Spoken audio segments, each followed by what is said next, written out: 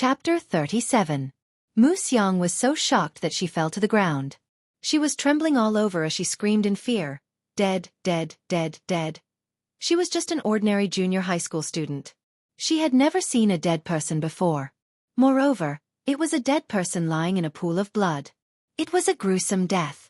At that moment, Mu Xiang completely forgot that she wanted to teach Yun Jian a lesson. All that was left in her was horror and fear. Noisy. The handsome man frowned slightly as he spat out 2 words. His starry eyes glanced at Mu Xiang impatiently and stopped on Yun Jian. He smiled faintly. Was this girl not afraid? Interesting. While the handsome man was sizing her up, Yun Jian was sizing him up as well. However, her gaze lingered more on the enchantress. In her past life, she was the top secret agent, slaying God, while the enchantress was ranked 10th. However, the top 10 secret agents were definitely not ordinary people. This man was able to chase the enchantress all the way here and make the cunning enchantress look so pathetic. It was obvious that he was not a simple character. While the handsome man was sizing up Yun Jian, he raised his hand slowly. A new model of Browning silencer appeared in his fair and slender hand. He was looking at Yun Jian, but the muzzle of the gun was pointed at the enchantress. You'll die if you refuse to give me what you want. A simple sentence came out of the handsome man's mouth. He pursed his lips, and his handsome face exuded an indescribable sense of power. Yun Jian narrowed her eyes and stared at the enchantress. However, the enchantress's expression changed when she saw the handsome man pointing the gun at her. The enchantress's face turned pale instantly. She did not know where this handsome man in his late 20s came from. She only knew that he was from the world's most powerful firearms family, the Cold Pavilion.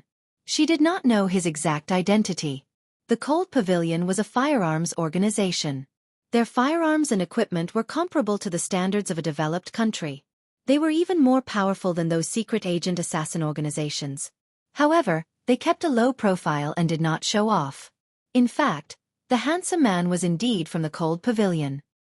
He was the young master of the Cold Pavilion and the future successor. Her name was C.E. There was a reason why Little Temptress's face turned pale when she saw C.E. raise her gun. The middle-aged man lying dead in a pool of blood was the 6th most powerful agent in the world, codenamed Spirit Tiger. This person's strength was valiant. He was known for his speed and agility. However, this person had died under C.E.'s gun, and he could not even survive a single shot. Even Spirit Tiger, who was famous for his speed and agility, was not a match for C.E. If it was Little Temptress, would she still be alive? Wait. This is for you. Yao Ji gave in. She didn't want to lose her life in order to complete this mission. She bit her lip and threw the item in her arms to C.E. C.E. reached out and caught the item that Little Temptress had thrown over. His deep eyes were sharp and deep as he looked at the item in his hand. While C.E. was looking down at that thing and had no time to pay attention to her, Little Temptress covered her wound and quickly left the place. However, Yun Jian's pupils constricted. Sandalwood box. 3 soft words came out of her mouth. The item that Little Temptress was protecting with all her might was the sandalwood box. Her rebirth was because of the sandalwood box. Her brother's death was also because of the sandalwood box. Chapter 38. C.E.'s deep eyes scanned Yun Jian again. He did not hear wrongly. She had just said the word sandalwood box. The thing in his hand was indeed a sandalwood box. How could an ordinary girl know that it was a sandalwood box? Young master, what should we do with these people? The man standing beside C.E. asked C.E. These people were naturally Yun Jian, Mu Xiang, and the rest. Don't kill me. No, no, no. Sob, sob, sob. Mu Xiang was already trembling in fear when she saw C.E. raise his gun. When she heard what C.E. said, she was so frightened that she sat on the ground and crawled back to where they came from. Brother Hu and the rest had already lost their expressions. Their faces were ashen and their bodies were trembling. Yun Jian was the only one who stood there quietly, watching the scene without crying or making a fuss. It was as if all of this was nothing more than playing around, as simple as eating a meal. Let's go. C.E. retracted his gaze from Yun Jian and ordered the other 2 men. Then, the 3 tall figures disappeared on the spot. Yun Jian did not stop them. The sandalwood box was no longer of any use to her. Her brother was dead and there was no point in looking back on her previous life. On the contrary, she was living a peaceful life now. As for why she was reborn, she did not want to find out. The dead alley returned to its usual silence. Only the middle-aged man's corpse on the ground hinted at what had just happened. However, this corpse would definitely disappear the next day. No matter which organization or family it was, there would always be people who specialized in disposing of corpses to destroy the evidence. Yun Jian smiled condescendingly and turned to see Mu Xiang, Brother Hu, and the rest crawling away in fear. She did not stay any longer and walked towards the hospital where Qin Yiru was. The inpatient department of the hospital was always a quiet place at night.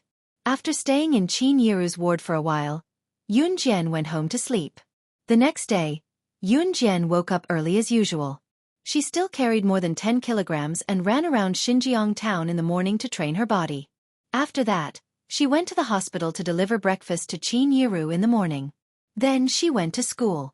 The moment she entered the classroom, she saw someone she didn't want to see. Yuan Yingjun? Yun Jian went around him, intending to ignore him. However, it was obvious that Yuan Yingjun was here for Yun Jian, so he would not give way. Yuan Yingjun was a student of class 3-1. If he didn't look for her, who else would he look for? Xiao Jian, let's talk. Yuan Yingjun could not help gulping as he watched Yun Jian's increasingly beautiful face. I don't think we're that close yet, so please don't call me Xiao Jian. My surname is Yun Jian, or you can just call me classmate. Yun Jian crossed her arms and chuckled at Yuan Yingjun when she saw that he was blocking the path to prevent her from passing. Yuan Yingjun's cheerful face looked awkward, but he insisted on finishing what he wanted to say. I broke up with Lin Mengyu. What does that have to do with me? Yun Jian continued. I know about what happened that day. It was Lin Mengyu's fault, so I've suppressed it. As Yuan Yingjun spoke, he continued to plead with Yun Jian. It was my fault in the past. I'm sorry, but please give me a chance. Be my girlfriend, okay? So when Lin Mengyu got into trouble, the reason no teacher or principal came looking for her was because Yuan Yingjun had suppressed it. Chapter 39. In the morning, the self-study session had yet to begin, but there were already plenty of students who had arrived. It was no secret in school that Yuan Yingjun was interested in Yun Jian. Once they heard that Yuan Yingjun had broken up with Lin Mengyu, however, some of the gossipy students in class began bragging. At the same time, the most interesting thing was that Yuan Yingjun wanted Yun Jian to be his girlfriend right after breaking up with Lin Mengyu. Everyone was just curious to see Yun Jian's reaction. Yuan Yingjun was Xinjiang Town Junior High School's school hunk. He was handsome and came from a decent family background. At the very least, there were plenty of girls lining up to be Yuan Yingjun's girlfriend in Xinjiang Town. Thus, everyone thought that Yun Jian would not reject him, would she? Are you done? Just when everyone thought that Yun Jian should agree to be with Yuan Yingjun, Yun Jian spoke as promised but with a hint of impatience. Even Yuan Yingjun himself thought that what he had said just now was moving. Just as he was confident that he could win Yun Jian's heart, he heard her say something like that. If you're done, move aside. I still have to study, don't disturb me. Yun Jian did not want to be entangled with Yuan Yingjun, so she planned to take a long detour back to her seat after saying that. Xiao Jian, I'm sincere. Yuan Yingjun did not seem to have heard what Yun Jian said just now as he ran up to block Yun Jian, preventing her from going back to her seat. Then, he began to act shamelessly, thinking that he looked cool. Xiao Jian, I really like you. Just agree to be my girlfriend. I'll protect you well and not let anyone bully you. As he said that, Yuan Yingjun thought to himself, why is Yun Jian pretending to be innocent? When he gets her and has his fill, he'll dump her right away when he's impatient. Many of the girls in class 6 who heard Yuan Yingjun's sincere and touching words whispered to each other as they looked at Yun Jian enviously. Wow, Mr. Campus Hunk is indeed the acknowledged idol in school. He's so gentle and handsome. That Yun Jian, why is she pretending? Why doesn't she take a look at herself? The school hunk has already lowered himself for her. What else does she want? Voices of praise for Yuan Yingjun like this kept coming. On the contrary, some of the girls in class 6 who admired Yuan Yingying hated Yun Jian even more. You won't let me pass? Yun Jian chuckled as she watched Yuan Yingjun block her way. Did he think that he wouldn't be able to return to his seat just because he was blocking his way? Should she agree to his request to be his girlfriend? If it was the previous timid host, she might have really agreed if she was pushed too hard. But she wasn't the host. Xiao Jianai. Yuan Ingjun wanted to say more sweet nothings, thinking that unless Yun Jian was made of steel, why would she hesitate in front of someone as outstanding as him? However, he saw what the girl did next. Yun Jian extended her leg and hooked it onto a stool. There was a half-smile on her lips that sent chills down everyone's spine. The scene did not linger for long though. In the next moment, Yun Jian kicked lightly and stepped onto the stool easily. Once she was on the stool, she tapped her foot lightly. What happened next completely shocked everyone. Yun Jian stood on the stool and tapped her foot again. With that tap she leaped up. At the same time she was agile. Bending down, she leaped off the stool and somersaulted at least 2 meters above the ground and went over Yuan Ingjun to stand steadily opposite him. The entire process only took 3 seconds. In 3 seconds, she stepped on the stool and somersaulted 2 meters in the air, over Yuan Ingjun, and successfully returned to her seat. Chapter 40. At this moment, Yun Jian was already sitting at her desk. She picked up a language textbook and started reading an ancient poem aloud. It was as if her somersault was just an easy warm-up exercise for her. The students who came to school early in the morning had yet to take out their textbooks for the morning reading. Moreover, the teachers were not patrolling the classroom at this time. Most of the students who woke up early in the morning wanted to slack off. As a result, Yun Jian's light and melodious recitation became a voice that stood out in the classroom. Yuan Ingjun stood in place. His handsome face slowly darkened and his expression turned ugly. He came today because he was confident that he could win over Yun Jian. However, whether it was Yun Jian's somersault or her reading voice now, it all told him that she was ignoring him. Completely ignoring him. People tended to like what they could not have. It was the same for Yuan Ingjun. He clenched his teeth inwardly and swore that he would get Yun Jian one day. However, Yuan Ingjun was too ashamed to stay in class 6. He turned around without a word and ran out of the classroom. It was finally quiet. Yun Jian pursed her lips slightly. She reached out to put away her language textbook and threw it on the desk. Yun Jian actually chased away the school hunk. The students who had arrived early in the class had witnessed the scene and looked at Yun Jian in shock. They believed that the news would spread throughout the school soon. Of course, this was a story for later. Not long after the incident, the bell for the morning self-study period rang. Lu Fian came late today and only rushed into the classroom after the bell rang. Mu Xiang really did not come to school. She probably remembered what happened last night and was too scared to come to school for the time being. In the next few days, Yun Jian did not encounter any troublesome situations and Yuan Ingjun did not come looking for her. Qin Yiru's hand was gradually recovering and was almost fully recovered. Of course, this was because the surgery was done well and the recovery was fast. Qin Yiru was discharged from the hospital on Friday night. When she got home, she tidied up her things and sighed. Ever since her accident, Yun Gang hadn't come home to see her even once. She didn't even know where he had been for the past few days. However, Qin Yiru had already given up on Yun Gang. Xiao Jian. It's Saturday tomorrow. Make a trip to Longmen City on my behalf and send a blanket to your brother. It's almost October. The weather is fluctuating between hot and cold these days. It turns cold when it rains. Your brother didn't bring a thick blanket with him in school. At dinner time, Qin Yiru picked up a piece of meat for Yun Jian, while chewing a mouthful of vegetables, and said to Yun Jian. Yun Jian put the meat back into Qin Yiru's bowl and said to her, "Mom, you can have this meat yourself. It's fat, and I don't like it. I'll go to the city tomorrow.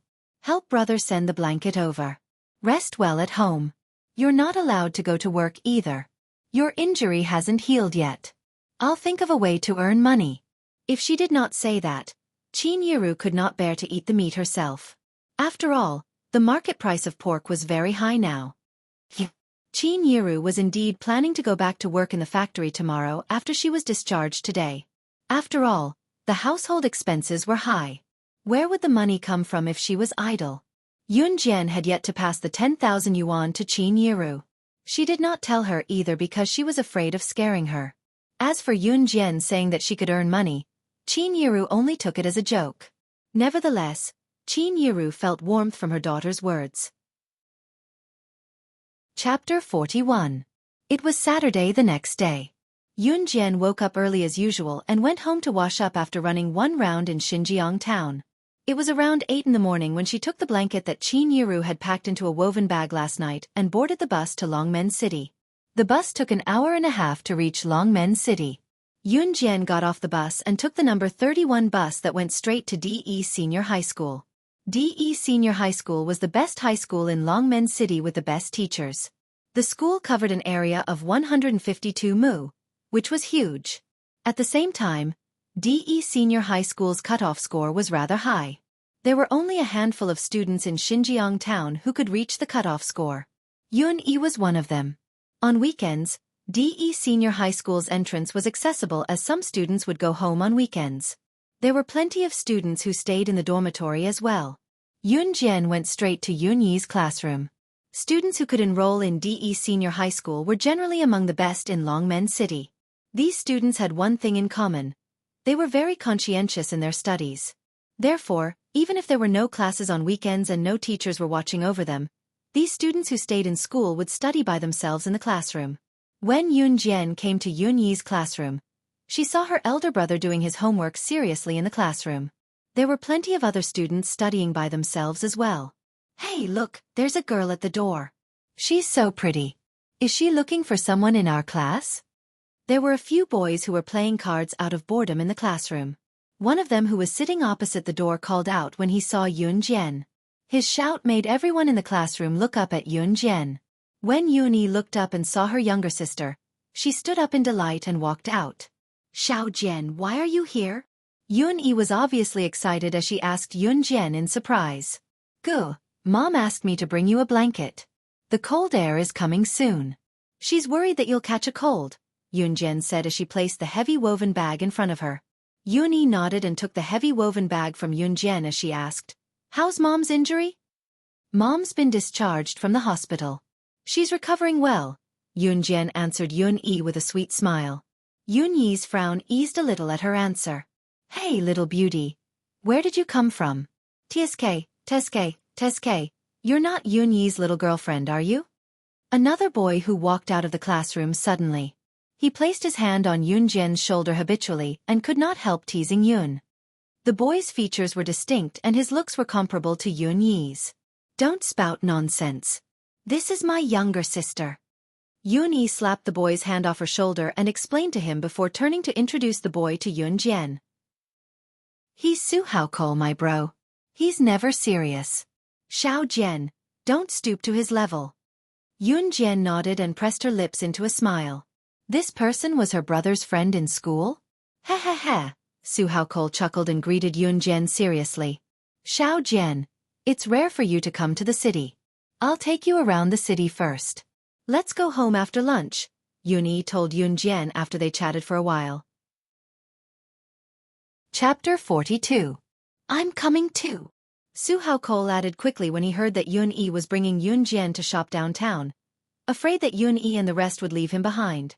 Thus, the trio left the school and took bus number 1 to the largest city center in Longmen City. After they got off the bus, Yun Yi did not know that Yun Jian had been here last week. He looked at his younger sister and said softly, Xiao Jian, I didn't make it in time to bring you here when something happened to Mom last time. Buy whatever you want today. Yun Yi's pocket money was saved from meals. He could not bear to spend it on himself, but for her, he was generous. If she really bought a lot of toys that girls liked, Yun Yi might have to eat a lot of steamed buns and plain water for the next few days. Yun Jian's heart warmed as she shook her head at Yun Yi. Goo, we're just shopping. I don't need to buy anything. She had money but it was inappropriate to take it out. Nevertheless, she had to improve her family's condition legitimately. This process would not take long. She wanted Yun Yi and Qin Yiru to live a good life. Aya, what are you two waiting for? Yun Yi, Mimi, buy whatever you want. It's my treat today. Xiaofan was naturally aware of Yun Yi and Yun Jian's family background.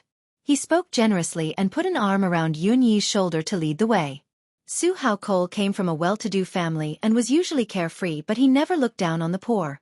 After strolling around the city center, Xiaofan pulled Yun Yi and Yun Jian to a posh hotel. We agreed that it's my treat today. Otherwise, You guys are looking down on me, Su Haokol said as he brought Yun Yi and Yun Jian to the posh hotel. Su Haokol was truly a good friend. He often had to take turns treating with Yun Yi. When it was Yun Yi's turn, they would buy snacks from small stalls. When it was Su Haokol's turn to treat himself, he insisted on dragging Yun Yi to a posh hotel. Such friends were hard to come by. The posh restaurant had a poetic name, Qing Yun Hotel. Qing Yun Hotel was a 4-star hotel. There were only a handful of such hotels in Longmen City. A meal here could cost half a month of a regular employee's salary. It was apparent that Su Haokol came from a wealthy family. It was just that even Yun Yi did not know what Su Haokol's family did.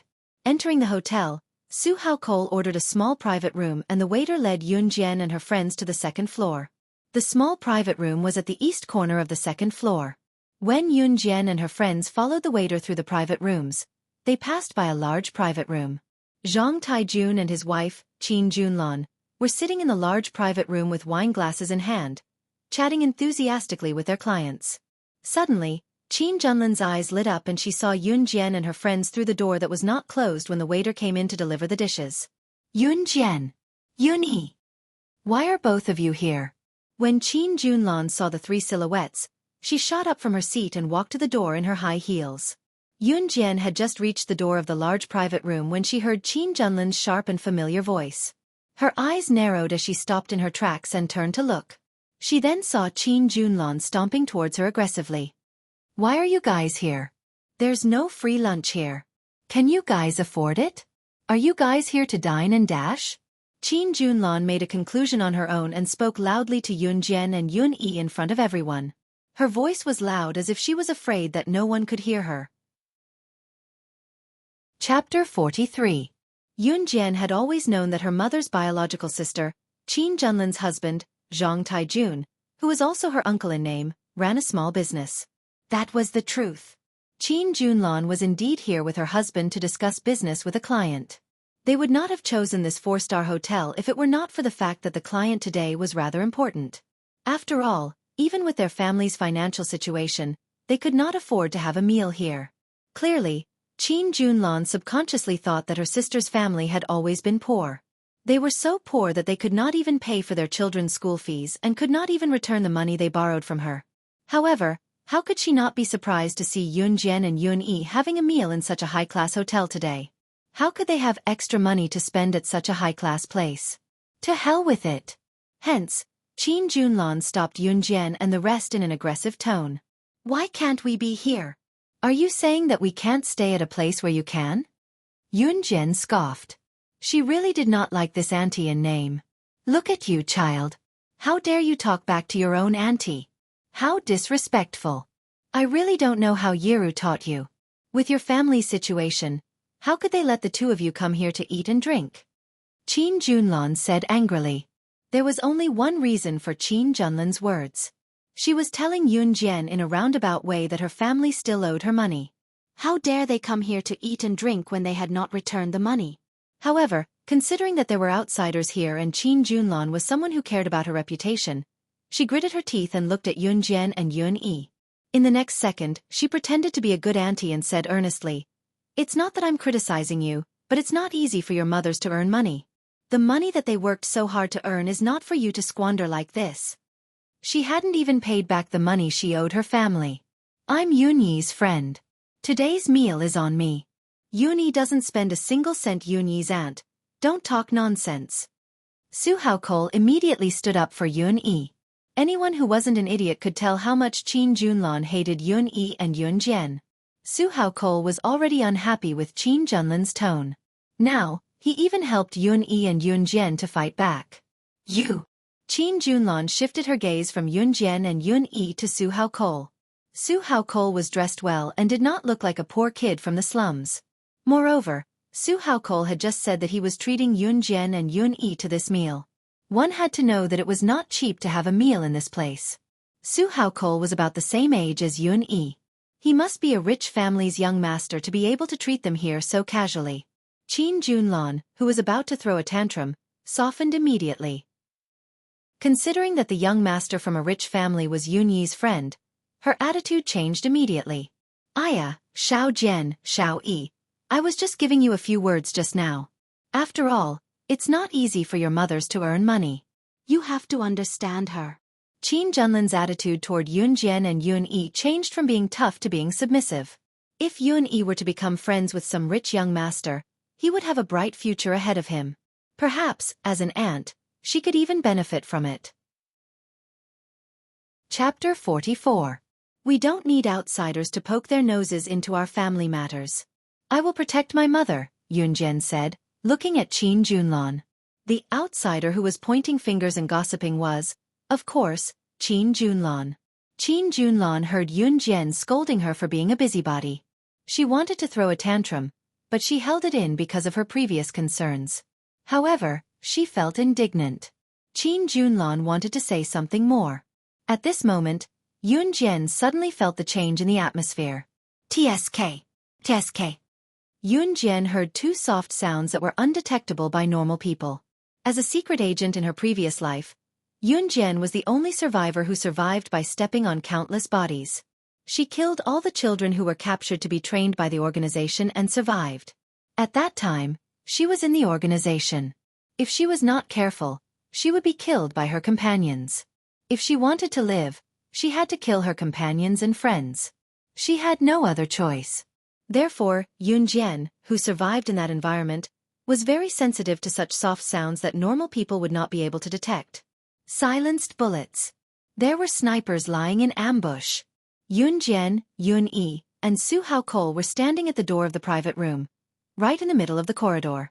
The sound of the silenced bullets came from the open window in the private room.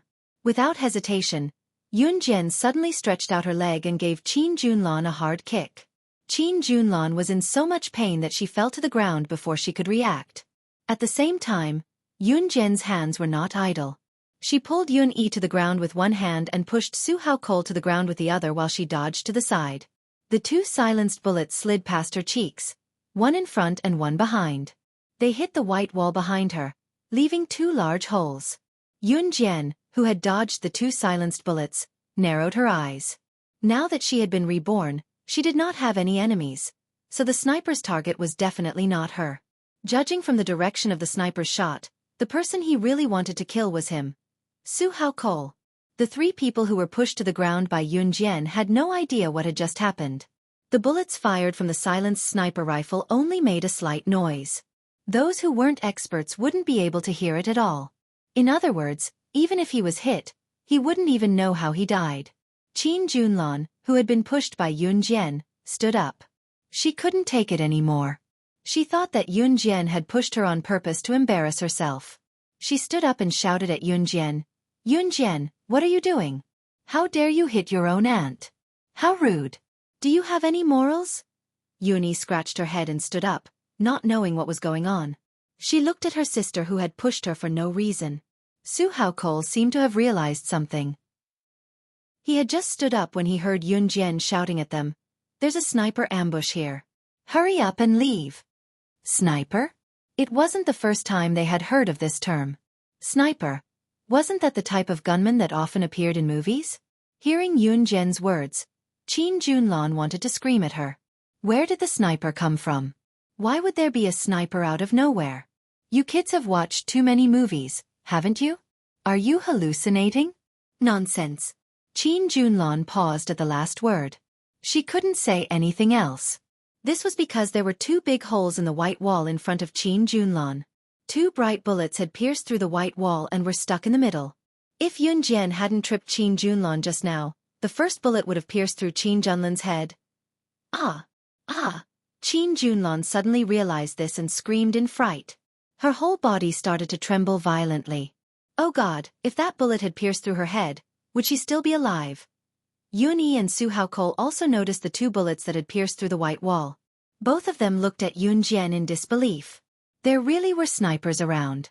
If Yun Jian hadn't reacted quickly and pushed them down, the consequences would have been unimaginable. But as her brother, Yun Yi knew very well what kind of person Yun Jian was. His sister actually. At this moment, they heard Yun Jian's anxious voice again. Hurry up and leave. Find a place to hide. Hurry. Chapter 45.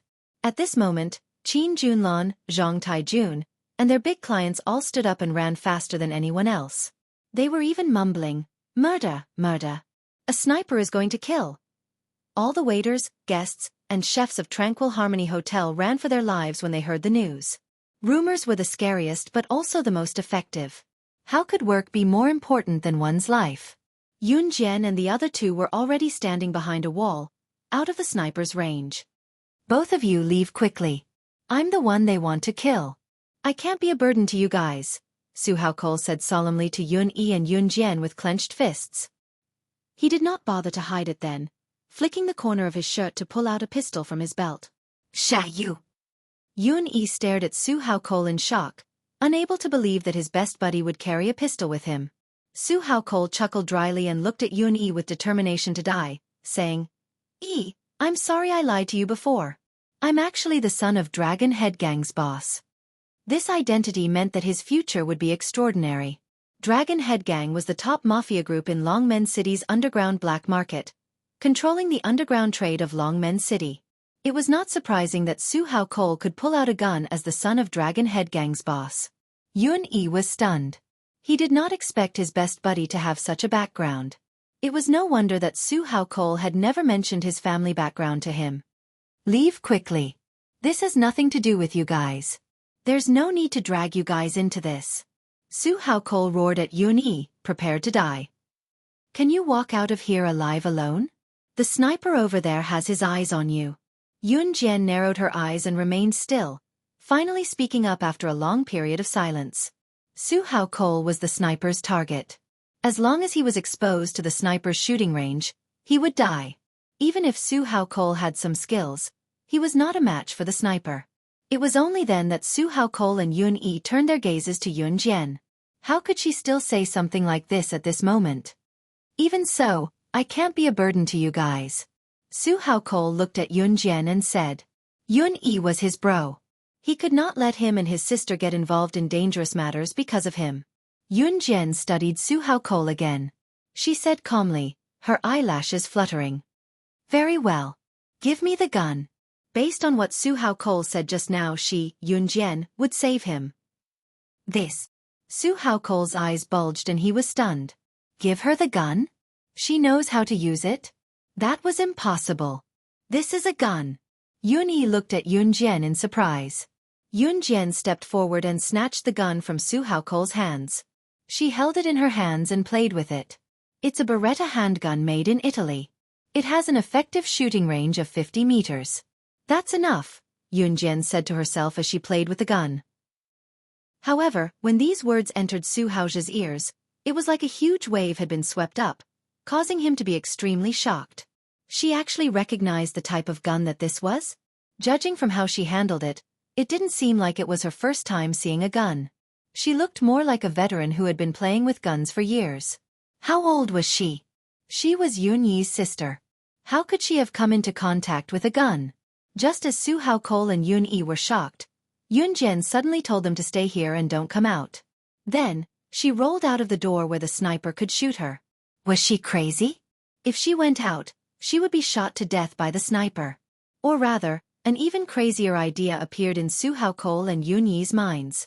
Could it be that Yun Jian wanted to use this gun to kill the sniper? Chapter 46. In the distance, from the window of the private room, a sniper in black tights held a sniper rifle as his dark eyes peered at Yun Jian's petite figure. Here's a suicide mission. The sniper's pupils contracted before he chuckled and set up his sniper rifle, aiming at where Yun Jian was. TSS, TSS, TSS. 3 consecutive shots were fired at Yun Jian's location from a high vantage point. The speed of the bullets was indiscernible to the naked eye, but it was not a problem for Yun Jian. Xiao Jian. Yun Yi wanted to dash out to protect her younger sister without a second thought, but it was Su Haokol who pulled Yun Yi back in the end. Su Haokol wanted to step out as well. After all, he was the cause of all this. However, looking at Yun Jian's sharp and nimble movements, he hesitated when he recalled that it was Yun Jian who pulled them away from the sniper's first round of shooting. If Yun Jian was not capable, how could she be so sensitive to the bullets and pull them away from them? On the other hand, once he was exposed to the sniper, he would probably be shot to death before he could even put up a fight. If that happened, He and Yun-yi would become Yun-jian's burden if they went out. On the other hand, Yun-jian did not retreat against the 3 bullets. She rolled on the ground with her pistol and dodged the bullets before she stood up and continued to approach the window. Until she was completely exposed to the sniper. Theoretically, it would be easier for the sniper to kill her. Would that really be the outcome though? Was she not afraid of dying? Or was she completely confident? Su Haokol frowned. When Yun-yi saw the 3 bullets grazing past her younger sister Yun-jian again and burrowing 3 large holes in the ground, she was so worried that her heart almost stopped beating. What surprised him more, however, was that Xiao Jian had managed to evade the volley of bullets. This was a sniper's barrage of bullets. It wasn't child's play. F***CK. The sniper who was hiding in the best spot could not help cursing when he saw how Yun-jian dodged his strafing shot easily and stood at the spot where it was easiest for him to shoot her without regard for her life. This girl was not even 18 yet. Was she not? She had dodged his shot just now. More importantly, she dared to expose herself right in front of him. Was she implying that he could not kill her? Enraged, the sniper refocused and pulled the wrench with his index finger, ready to end Yun-jian. Swish! A gunshot that the sniper could not be more familiar with rang out. He looked up abruptly to see the girl standing by the window putting away her pistol and flashing him a sly smile. With a plop, the sniper collapsed to the ground in the next second, dead from a headshot. Yun-jian had only used 1 shot to kill the sniper in a second. Su Haojia was standing in the dark, but he could clearly see what was going on here. He suppressed the fear in his heart, and his entire body trembled in shock. He had not seen wrongly just now. 1 shot. Yun-jian had killed the sniper from afar with a raise of her hand. Killing a sniper from high up in the air? That was inconceivable. Su Haokol was sure that he had never heard of such a thing before. Bang! Headshot. Putting down her pistol, Yun-jian pressed her lips together as an eerie smirk spread across her face. There was no trace of the terror that one would feel after killing someone. On the contrary, Su Haokol and Yun-yi actually saw a trace of naturalness in Yun-jian's expression, as if she was such a person to begin with. Yun-yi breathed a sigh of relief when she saw that Yun-jian was fine, but she frowned slightly. Chapter 47. Right now, Yun-yi was deeply suspicious of Yun-jian. Ever since he returned home the last time, Xiao Jian had been behaving strangely. In addition to the phone call he made in the restaurant in Xinjiang town, as well as the strange martial arts skills he displayed later on. If it were not for the fact that his younger sister still looked the same, he would have suspected that she was a different person. In spite of it, Yun-yi held it in and did not ask. He chose to believe in his younger sister. Even if there were any variables, Xiao Jian would tell him herself one day. Yun-jian noticed Yun-yi's change in mentality as well, but she did not point it out, choosing to skip the explanation as well. She was truly speechless, unable to explain it to Yun-yi. If she did not do anything just now, was she supposed to wait for her death? That was not her style. Yun-jian then turned to Su Haokol and asked, Dragon Head Gang has taken care of the sniper's body, right? Yes. Su Haokol was still in shock and quickly answered Yun-jian when he snapped back to reality. Yun-jian nodded with a small smile. But it looks like we won't be able to enjoy this delicacy now. Su Haokol and Yun-yi were stunned again. What do you mean? Su Haokol asked in bewilderment. Someone called the police. The police are here. They're downstairs, Yun-jian replied. How did you know? Su Haokol exclaimed again. They did not hear anything from downstairs. Yun-jian was here too. How would she know what was going on downstairs? I'll listen. Yun-jian's lips curled into a beautiful smile before she continued. Follow me. We'll leave from the back door here. Then she led the way forward. Until they left the 4-star hotel's back door, Su Haokol and Yun-yi were still in a daze. Why is Yun-jian so familiar with the back door here? Su Haokol was a regular here. Even he did not know where the back door of this hotel was. How did Yun-jian know the route so clearly? If Yun-jian knew what these 2 people were thinking, she would definitely laugh. The reason why her detection, anti-tracking, and concealment abilities were so powerful was because of her strong perception. For example, if she encountered an unexpected situation, how should she hide, escape, and counterattack? These were all necessary lessons for an agent. Therefore, from the moment she stepped into this hotel, She had already seen through everything around her. The three of them did not expect to encounter the situation just now, but in the end, Su Haokol still insisted on treating them. After lunch, Yun Jian took the bus home in the afternoon. She had nothing to do in Longmen City anyway. Of course, there were some things that could not be rushed. For example, she had mentioned before that she wanted to start a business. When Yun Jian returned home at around 3:30 p.m., she saw Li Xiangyi standing at the door in a daze. Startled, Yun Jian went up to him. "Wow, Yun Jian, you're finally home. I finally found your house, but I heard from your neighbor that your family isn't home. I've been waiting for you here for almost half an hour." Li Xiangyi could not help grumbling when he saw Yun Jian. No one was home? Qin Yiru was not home? Yun Jian was taken aback. Did she go to work at the textile factory with her injury? "Why are you looking for me?" Yun Jian looked at Li Xiangyi and asked curiously. Chapter 48. A welcome party? Yun Jian was stunned. Was it to welcome her into their basketball team? Yun Jian was stunned because it was the first time someone would hold such a welcome party to welcome her into a team. "Hey, what's wrong?" Li Xiangyi waved his hand to greet Yun Jian when he saw her lack of response. "Go ahead." Yun Jian indicated that she was still listening.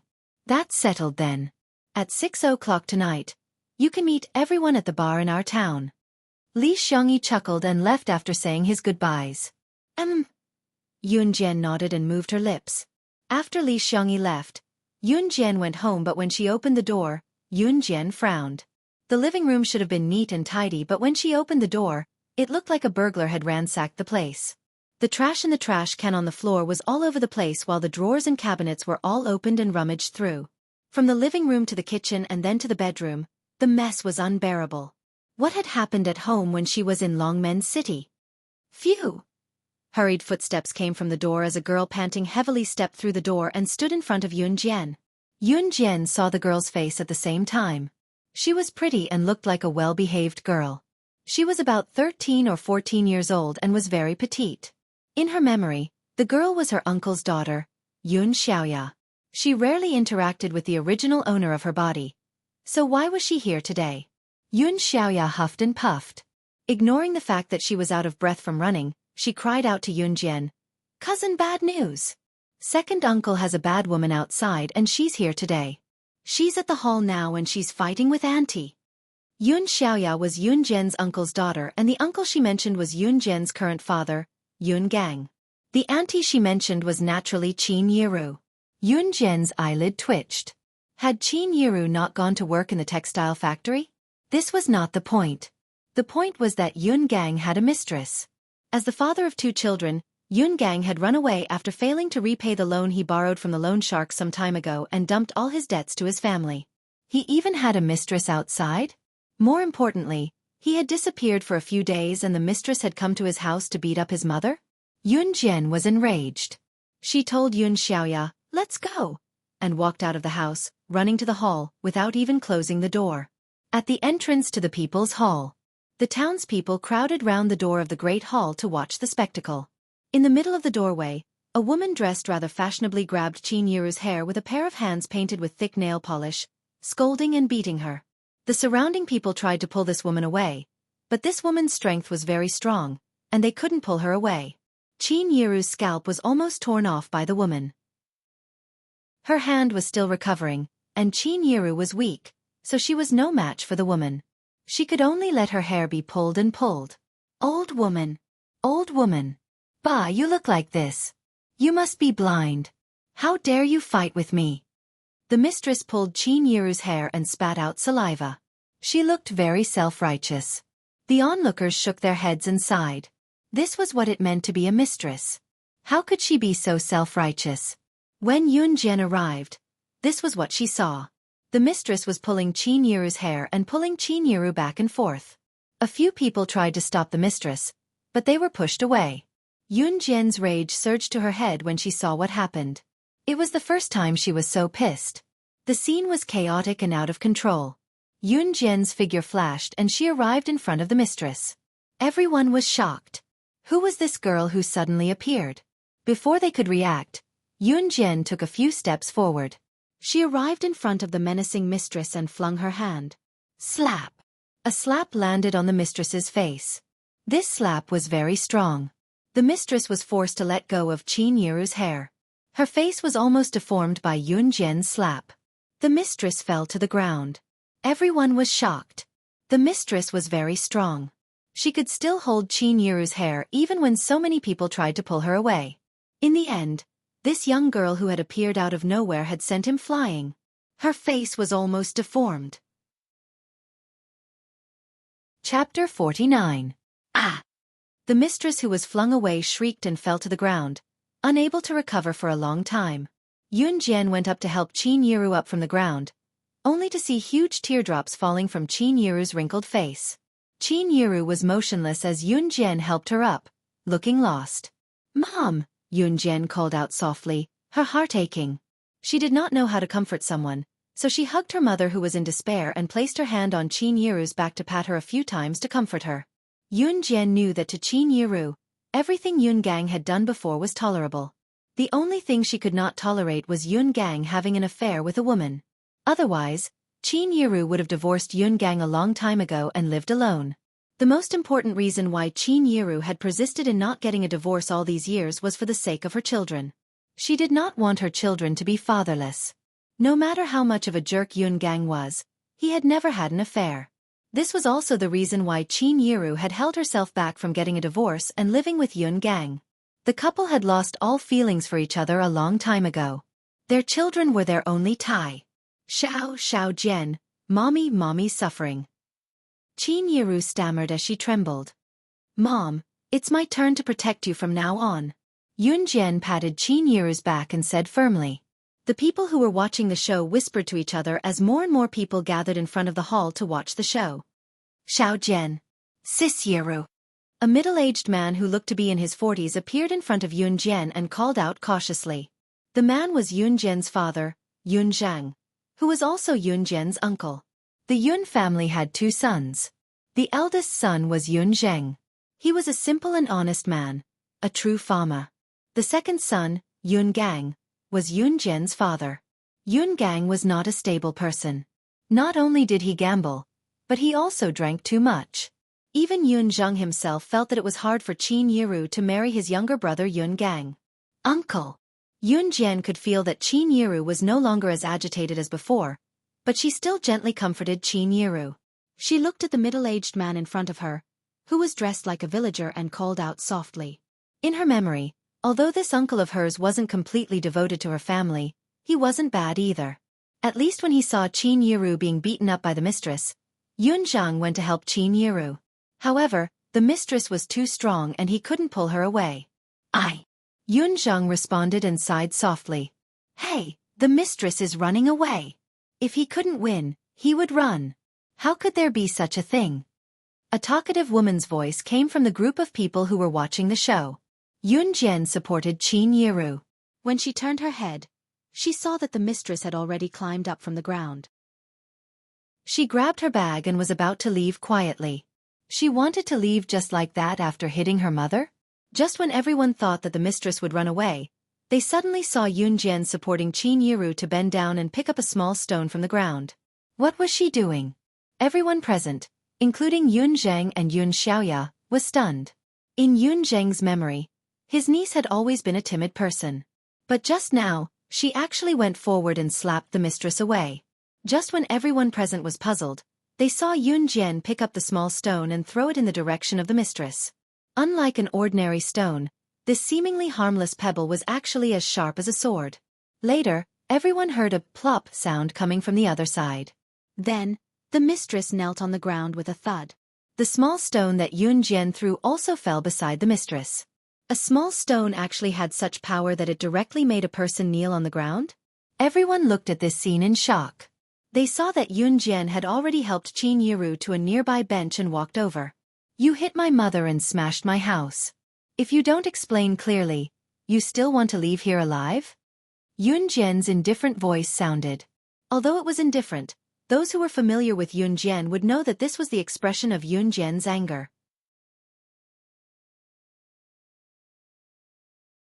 Chapter 50. You want to leave this place alive if you don't explain yourself? Yun Jian's nonchalant but arrogant words echoed in everyone's ears. Should such words really come from an underage girl? If Yun Jian had said that in the beginning, no one present would have taken it seriously. In spite of it, just recalling what Yun Jian had done just now was enough to send chills down the spines of the crowd. Bah, damn girl, what are you talking about? Who are you trying to scare? I've been scared since I was young. Do you think I'm scared of you? The mistress was not a pushover to begin with. Thinking that she could not get anything out of this, she wanted to escape amidst the chaos. She did not expect Yun Jian to attack her again, so her temper flared as she yelled at Yun Jian. The mistress was actually from Xinjiang town. She was around 30 years old but looked like she was in her 20s due to good maintenance. The reason why she followed Yun Gang was because Yun Gang was a gambler. He didn't lose money every time he went to the casino. Sometimes, Yun Gang would win hundreds or thousands of dollars, earning a huge sum of money. Of course, Yun Gang would never bring home the money he won from the casino.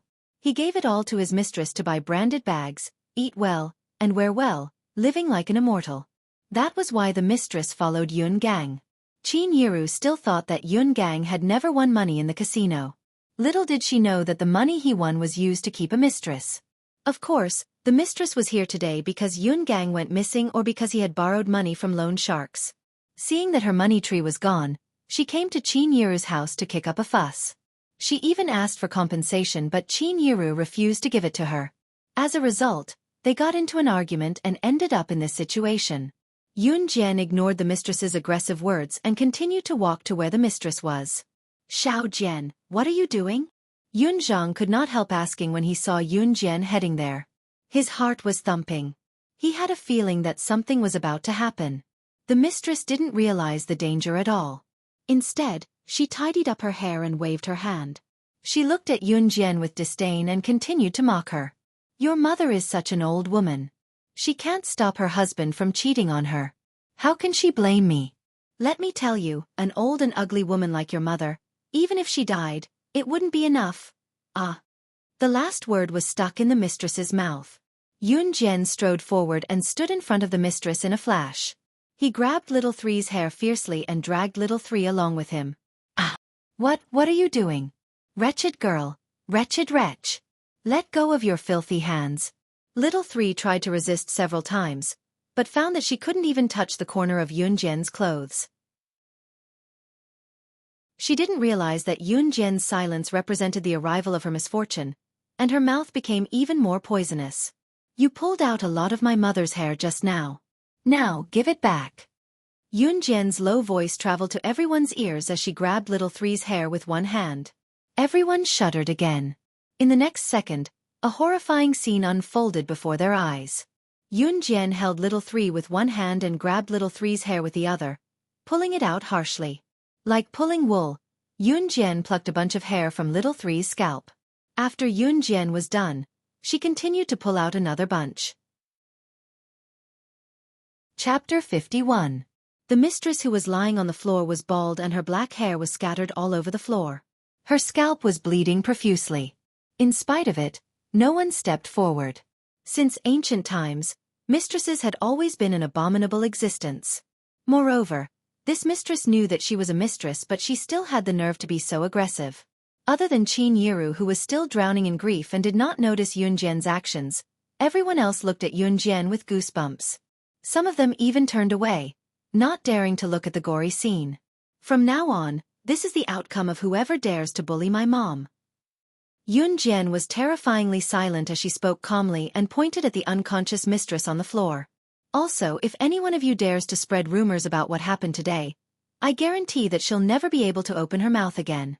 You can try if you don't believe me. Yun Jian's deep gaze scanned the people who were watching the show. Yun Gang had a mistress and the mistress came to ask for money boldly and beat up the original wife. Yun Jian knew that if she did not say that, it would not be long before these gossipy women who were watching the show would spread the story with exaggerated details. She would not tolerate such a thing happening. Perhaps it was because Yun Jian was too ruthless just now. No one dared to make a sound. There was only one thought in everyone's mind. This girl was only 15 years old and she did such a cruel thing without batting an eyelid.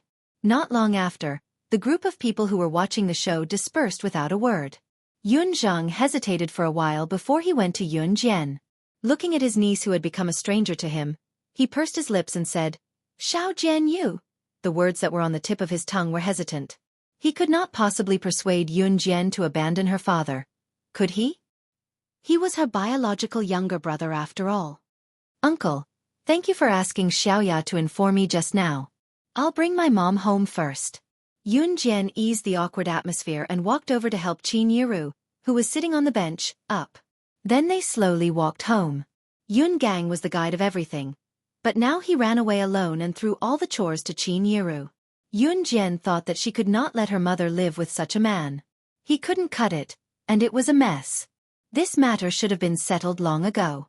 After returning home, Yun Jian helped Qin Yiru sit on the bench and poured a cup of hot water for her. Qin Yiru didn't say anything along the way, which made Yun Jian's heart ache for a while. A few days ago, something happened to Qin Yiru. As Yun Gang's husband, no one knew where he went. Now, a mistress came to find him. He even owed a huge debt, yet he ran away without a trace. Although Yun Jian had paid off the debt, a person like him was not worthy of being her father. At night, Yun Jian made dinner for Qin Yiru and left at 5:50 p.m. sharp. She still remembered Li Xiangyi's invitation. In spite of it, she was worried about Qin Yiru's current state. "Mom, I'm going out for a while. Remember to eat dinner. Your body is yours. Don't make life difficult for yourself." Yun Jian went to Qin Yiru and tucked a few strands of Qin Yiru's white hair behind her ear, telling her seriously, "Go, Xiao Jian. I'm fine, I'm really fine." Qin Yiru opened her pale lips and forced the words out. To prevent Yun Jian from worrying, she even forced a smile that was uglier than crying.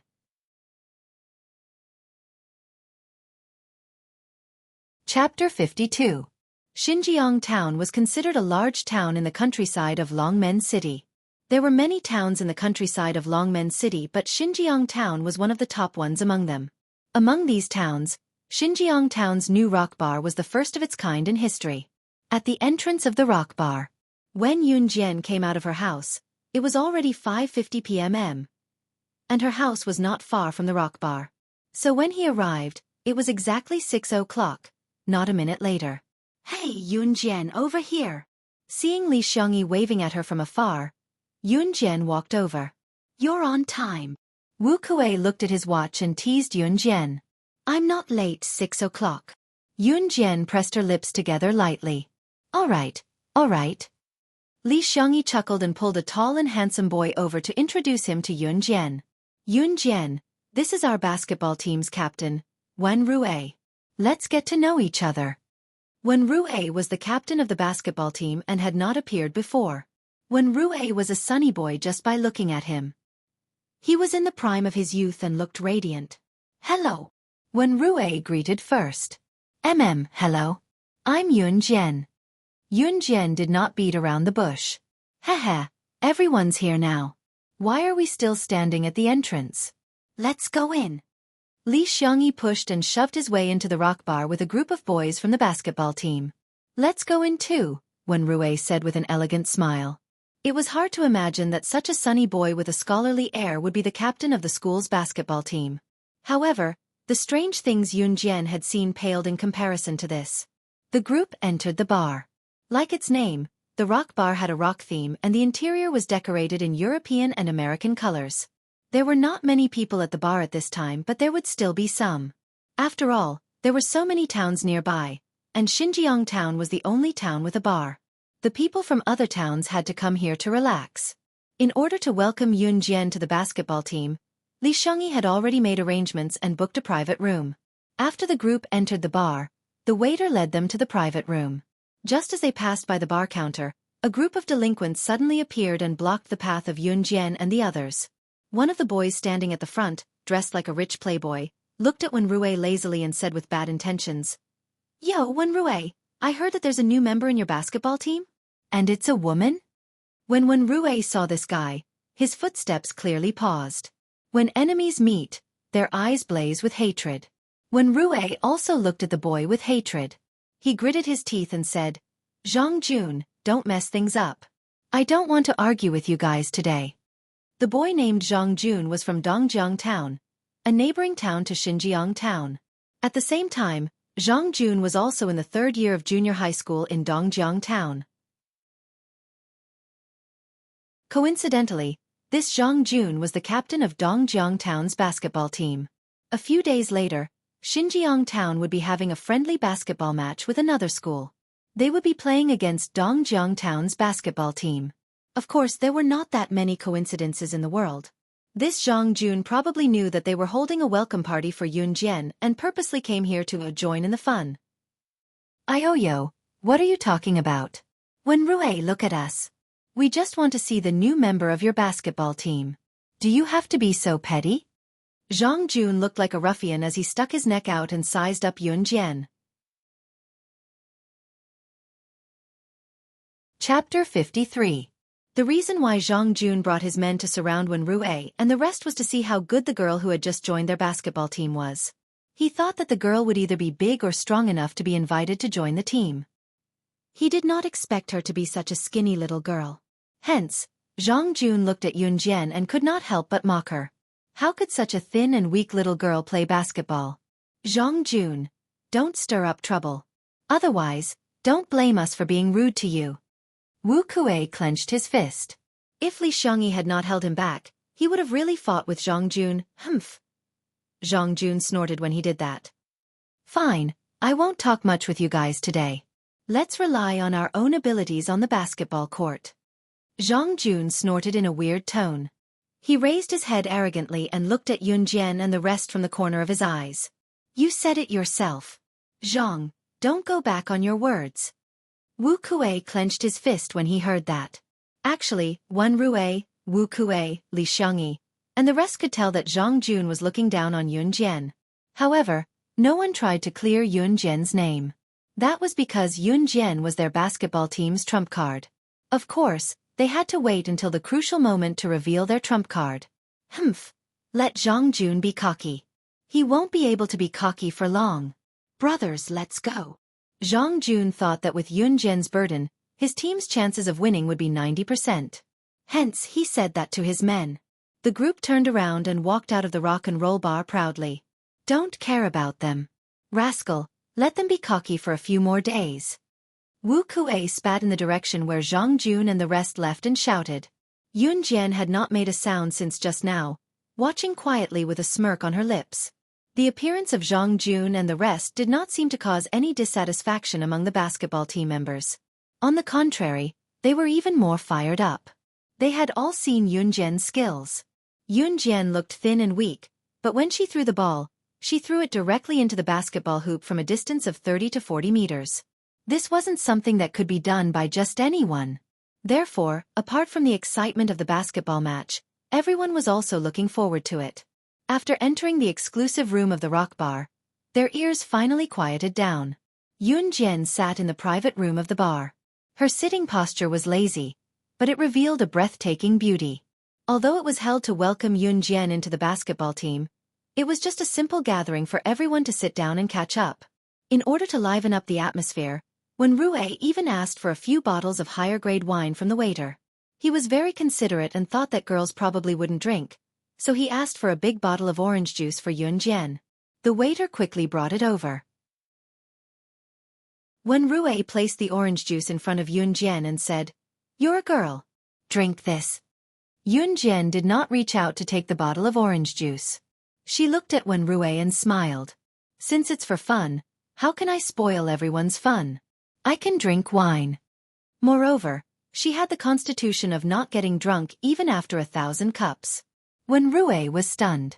He thought that most girls did not know how to drink, or that they would get drunk after drinking, so he asked for juice for Yun Jian. He did not expect Yun Jian to drink. Since Yun Jian said so, he did not hesitate and poured a glass for Yun Jian. Everyone saw Yun Jian put the glass to her nose and tasted it carefully. She said softly, 1992 Lafite red wine.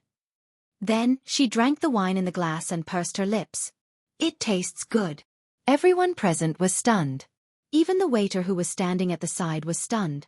This was indeed a 1992 Lafite red wine. Chapter 54. Although they were surprised, they didn't stop. They all picked up their wine glasses and started drinking. A few of the boys' faces were flushed red after 1 or 2 glasses of wine. They were delirious and seemed to be a little drunk. On the other hand, Wen Rue, who had a refined and scholarly appearance, was quite capable when it came to drinking. After drinking a few glasses of wine, he turned to look at Yun Jian, who had also drunk a few glasses of wine. However, he saw that Yun Jian's face wasn't red, her heart wasn't racing, and there wasn't even the slightest change in her expression. It was as if what she had just drunk wasn't wine but plain water. Needless to say, Wen Rue's alcohol tolerance was good. This was something that everyone knew. However, even so, after a few glasses of wine, he already felt a little uncomfortable. His face was even a little flushed. However, Yun Jian actually acted as if nothing had happened. Could it be that she wasn't drunk even after 1,000 glasses? In reality, Yun Jian was indeed not drunk even after 1,000 glasses. Come, come, come. Drink. In the end, the boys pushed and shoved each other. A few of them were drunk. Li Xiangyi had long lost consciousness. Wen Rue and Wu Kue were still all right. Of course, Yun Jian was in the best condition. You guys can't even compare to a girl. Get up, drink. Let's not go home until we're drunk. Wu Kue seemed especially agitated. He held his wine glass and ran over to those who were about to pass out drunk. He was mumbling to himself. They're just like that. Don't be scared. When Rue sat beside Yun Jian, he looked at Yun Jian and smiled embarrassedly. Yun Jian looked at the group of hot-blooded youths and nodded. This is very good. It was very good to have this kind of youth. Because she was worried that Qin Yiru would be alone at home, Yun Jian left early in the morning. This gathering was held to welcome Yun Jian into the basketball team. Now that the main character had left, everyone naturally dispersed. Hence, the boys who weren't drunk helped those who were unconscious back to their respective homes. It was 7:30 p.m. when Yun Jian returned home. Qin Yiru had already gone to bed early. The bowls and chopsticks on the table were barely touched, but at least Qin Yiru had eaten some food. Yun Jian collected the bowls and chopsticks and went back to her room to rest. The next day, Sunday, when it was almost 10 o'clock in the evening, Yun Jian carried her school bag and rushed to school for evening self-study. She came early. When she arrived, there was no one in the classroom. Then more and more people came. When Lu Fian arrived, Yun Jian had already been at school for half an hour. Once Lu Fian arrived at school, she sprinted to Yun Jian without even putting down her bag, mumbling, Xiao Jian, bad news. Lin Mengyu's been discharged. I think she's going back to school today. Lin Mengyu? Yun Jian frowned. If Lu Fian hadn't suddenly mentioned it, she would have almost forgotten who this person was. Oh. Yun Jian replied softly and continued to read the book in her hand. Aya Xiao Jian. Panicking, Lu Fian pushed Yun Jian's book down and said seriously, Lin Mengyu's the principal's daughter. It was our school hunk, Yuaning Jun, who suppressed this incident last time. But Lin Mengyu's going back to school. With her personality, she won't act like nothing happened. I'm just worried that you'll... Lu Fian panicked even more as she spoke. Yun Jian cut her off and comforted her. Since I hit her, why would I be afraid of her? Lu Fian was genuinely concerned about her. Yun Jian knew that. Chapter 55. She's here so soon? Yun Jian narrowed her eyes. Lu Fian, on the other hand, was startled and tugged on Yun Jian's sleeve tightly. She was fine, but she was afraid that something would happen to Yun Jian. Yun Jian patted the back of Lu Fian's hand to comfort her before she tossed her books on the table and stood up. Where's the office? Yun Jian asked with a glance at Wang Ruru. She had never been to the teacher's office since she was reborn. Pfft, Yun Jian, have you lost your mind? Or are you scared? You're so scared that you forgot where the office is? There, it's over there. Go on. Wang Ruru smirked and gave Yun Jian a disdainful glance before pointing in a direction. Yun Jian went to where Wang Ruru pointed. Xiao Jian. Lu Fian, who stood where she was, clasped her hands together tightly as she watched Yun Jian disappear from her sight. The teacher's office was also in the school building and was not far from the classroom. After Yun Jian left the classroom, She found the office and strode in gracefully. The layout of the office was not complicated and there were many teachers working at their desks. Yun Jian's homeroom teacher was Ms. Jean. She found Ms. Jin's desk once she entered. The person sitting at Ms. Jin's desk was not Ms. Jean herself but Lin Mingyu, who had just been discharged from the hospital. Beside Lin Mingyu stood a bald middle-aged man in his 50s. Yun Jian had seen this middle-aged man on Monday when the national flag was raised. As expected, he must be Lin Mingyu's father, Xinjiang Town Junior High School's principal. She's here. She's here. Watching Yun Jian walk over, Lin Mingyu pointed a finger at her viciously, looking like she wanted to tear Yun Jian into pieces. Lin Mingyu hated Yun Jian as much as she loved Yuan Yingjun. She had been recuperating in the hospital for the past few days. Due to the bone fracture in her abdomen, it took a lot of effort just to set the bone. Moreover, during the time she was hospitalized, Yingjun actually broke up with her. All of this was because of Yun Jian. If it wasn't for her, how could she have ended up like this? Is this Yun Jian from your class? Principal Lin stuck out his fat beer belly. When he saw Yun Jian, the murderer who made his daughter suffer for a long time, he spoke to Teacher Jean fiercely. Principal Lin, I think there must be some misunderstanding. I've taught Yun Jian since she was in her first year of junior high school. She's a good student. She wouldn't do something like that to your daughter. Can you give her another chance? Teacher Jean knew Yun Jian's character, so she didn't directly criticize Yun Jian just because she wanted to flatter the principal. However, Principal Lin was here today to avenge his daughter, Lin Mingyu. He did not care about anything else. He pointed at Yun Jian and said aggressively to Teacher Jean, "Good student? Do good students know how to fight?" Just this point alone is already a serious violation of our school's rules, not to mention that she injured Mingyu. Principal Lin paused and ordered Teacher Jean in an absolute tone. Our school can't afford to have a student like this. Today, I want you to make this girl pack up and leave. Make her withdraw from the school for me. Otherwise, Teacher Jean, you know the consequences. Humph. Of course, Teacher Jean knew the consequences. She knew that Principal Lin meant that if she didn't expel Yun Jian today, she would be the one to pack up and leave. However, Yun Jian was indeed a good student in her eyes. Although her grades were a little bad, she was always hardworking. Chapter 56. Yun Jian blinked. She did not expect Teacher Jean to speak up for her. After all, there were not many people who could still uphold their teaching principles under Principal Lin's coercion, and Teacher Jean was one of them. Yun Jian naturally did not want to put Teacher Jean in a difficult position. She glanced at Lin Mingyu, who was hiding behind Principal Lin, and said, "I did hit Lin Mingyu." Everyone present, including the teachers in the office who were watching the show, was stunned.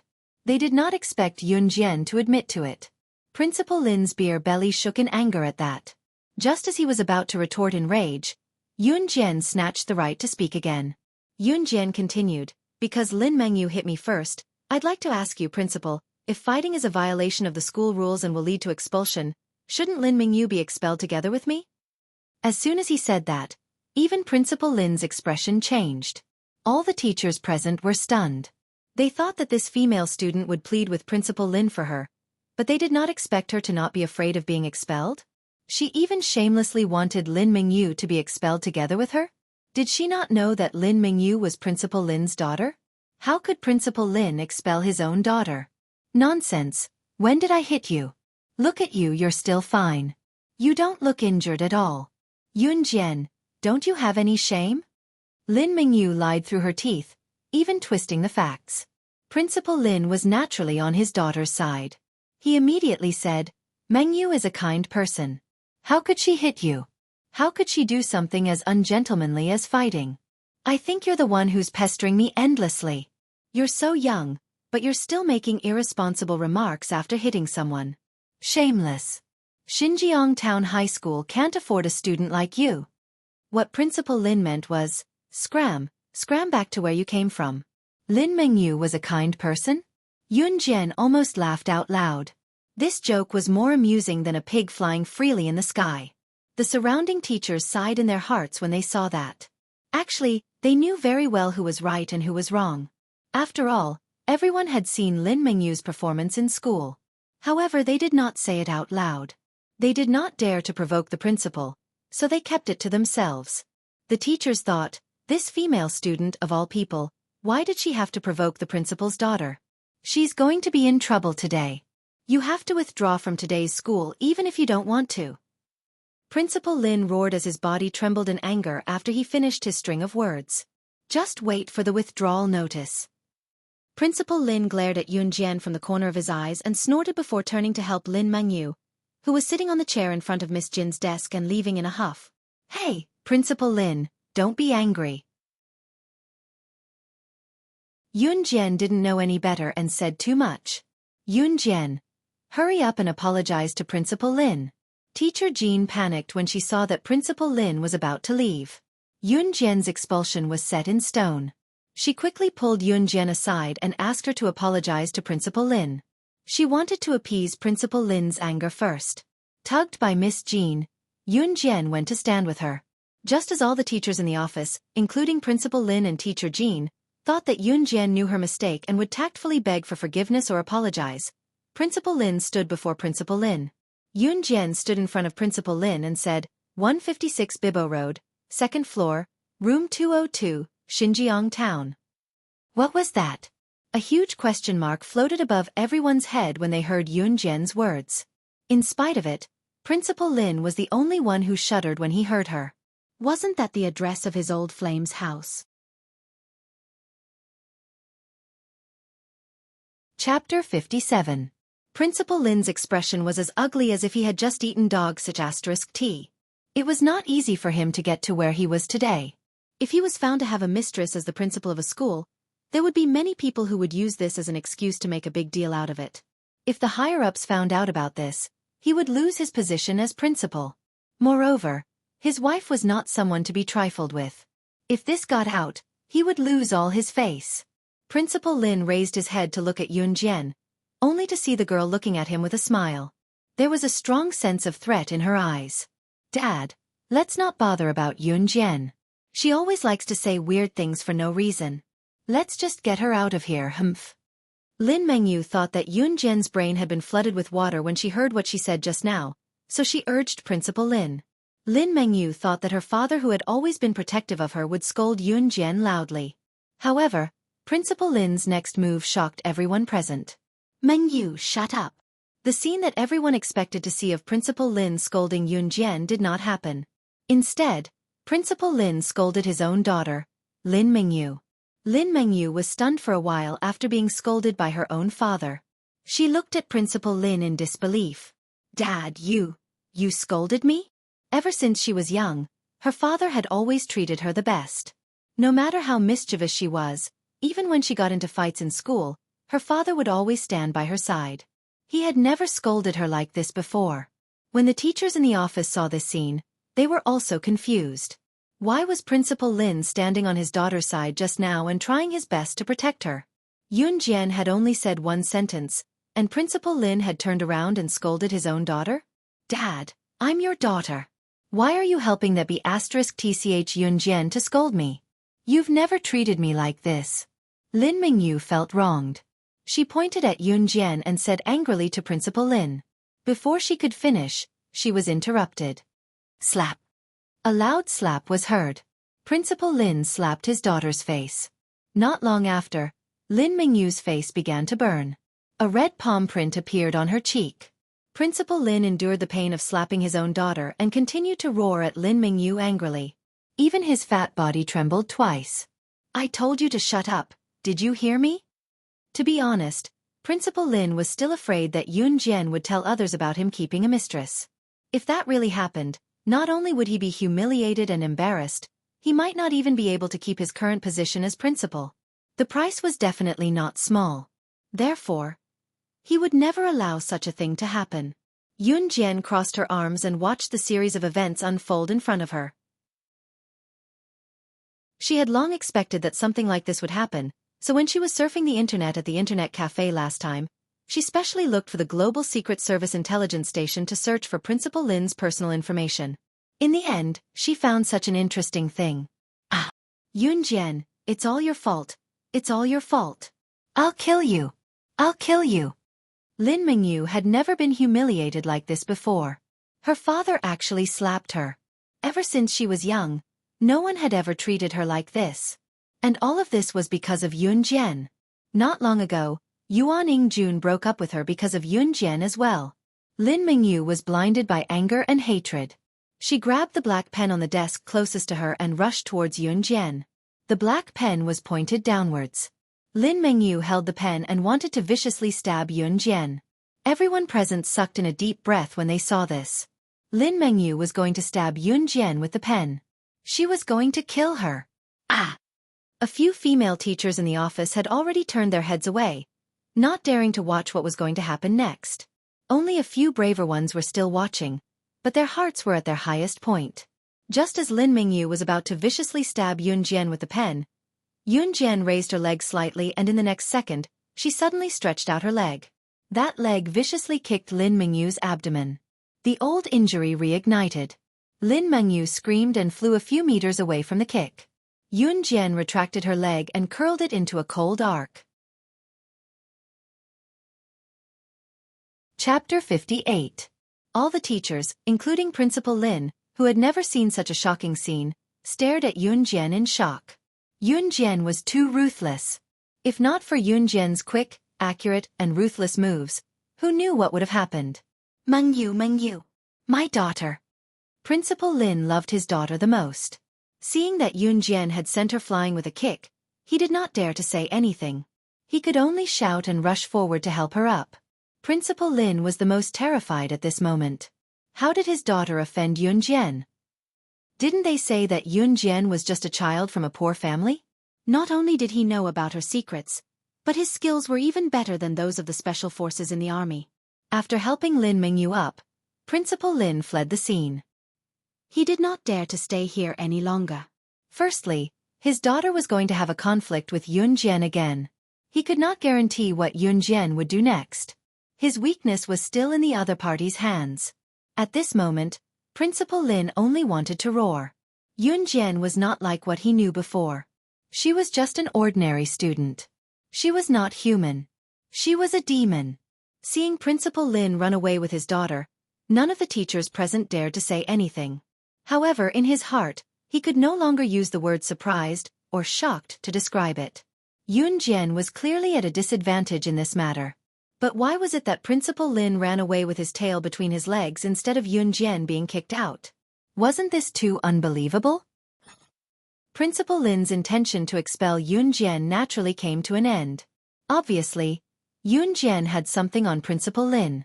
Unless he did not want to be a principal anymore or wanted to lose his reputation, he would not expel Yun Jian. Yun Jian attracted a lot of attention when she returned to the classroom. Everyone knew that Yun Jian had offended the principal's daughter, Lin Mingyu.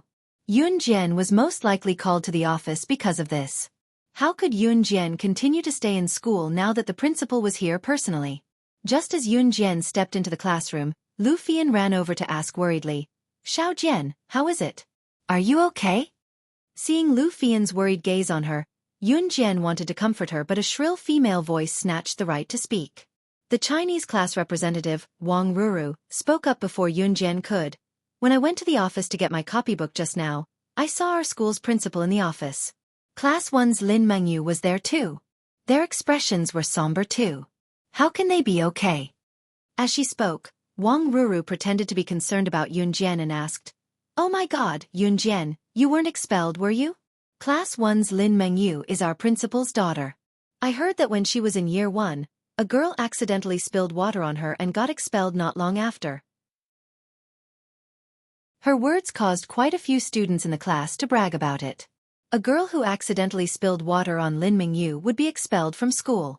Yun Jian from their class had beaten Lin Mingyu up and sent her to the hospital. Did that not make things worse? Chapter 59. Wang Ruru was asking for a snub.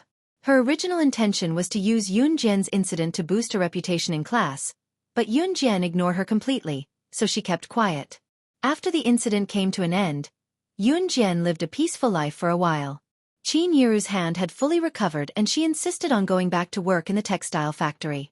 Yun Jian thought about it for a long time but did not take out the 10,000 yuan she withdrew from Longmen City the last time. It was definitely inappropriate for her to take out the money so hastily. She had no choice but to let Qin Yiru go back to work in the textile factory first. It was another sunny weekend. Yun Jian took the bus to Longmen City's city center again.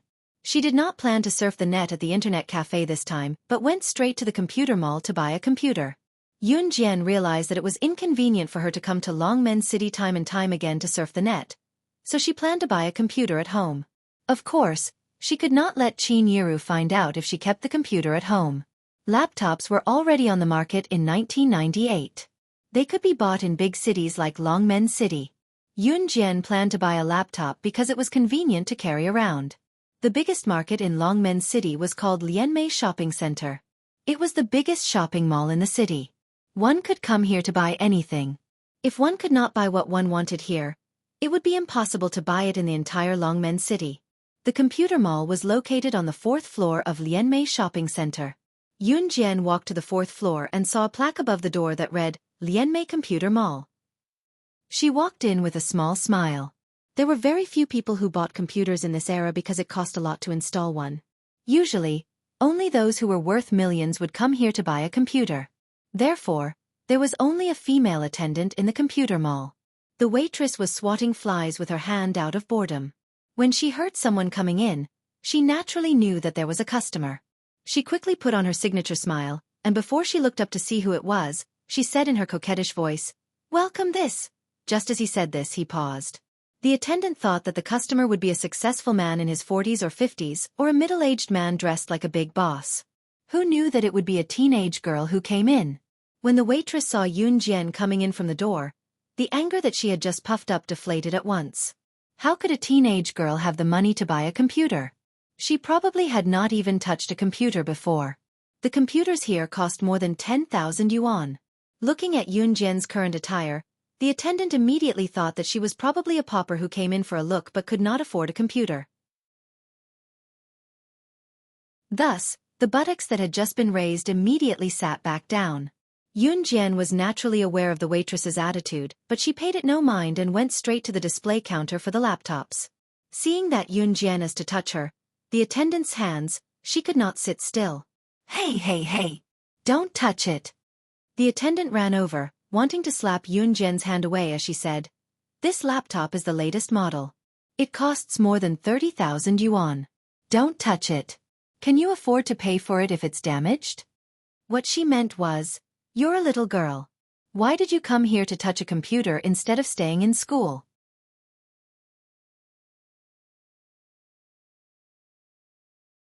Chapter 60. Yun Jian was one step ahead of the waitress and withdrew her hand. The waitress wanted to slap Yun Jian's hand, but she missed. However, the waitress didn't think much of it. She said to Yun Jian in an educating tone, "Little kid, this is the 4th floor. We're not selling your favorite toys. We're selling computers. Do you know what a computer is? Something that can be used to surf the internet. Sigh, forget it. You won't understand even if I say more. Hurry up and leave." The waitress had always been proud of her profession of selling computers in the computer city. She even felt that she could sell computers here because the customers she interacted with were all big bosses. She was also someone who walked in front of others. At least in this era, there were some people who didn't even know what a computer was. They had never seen one before.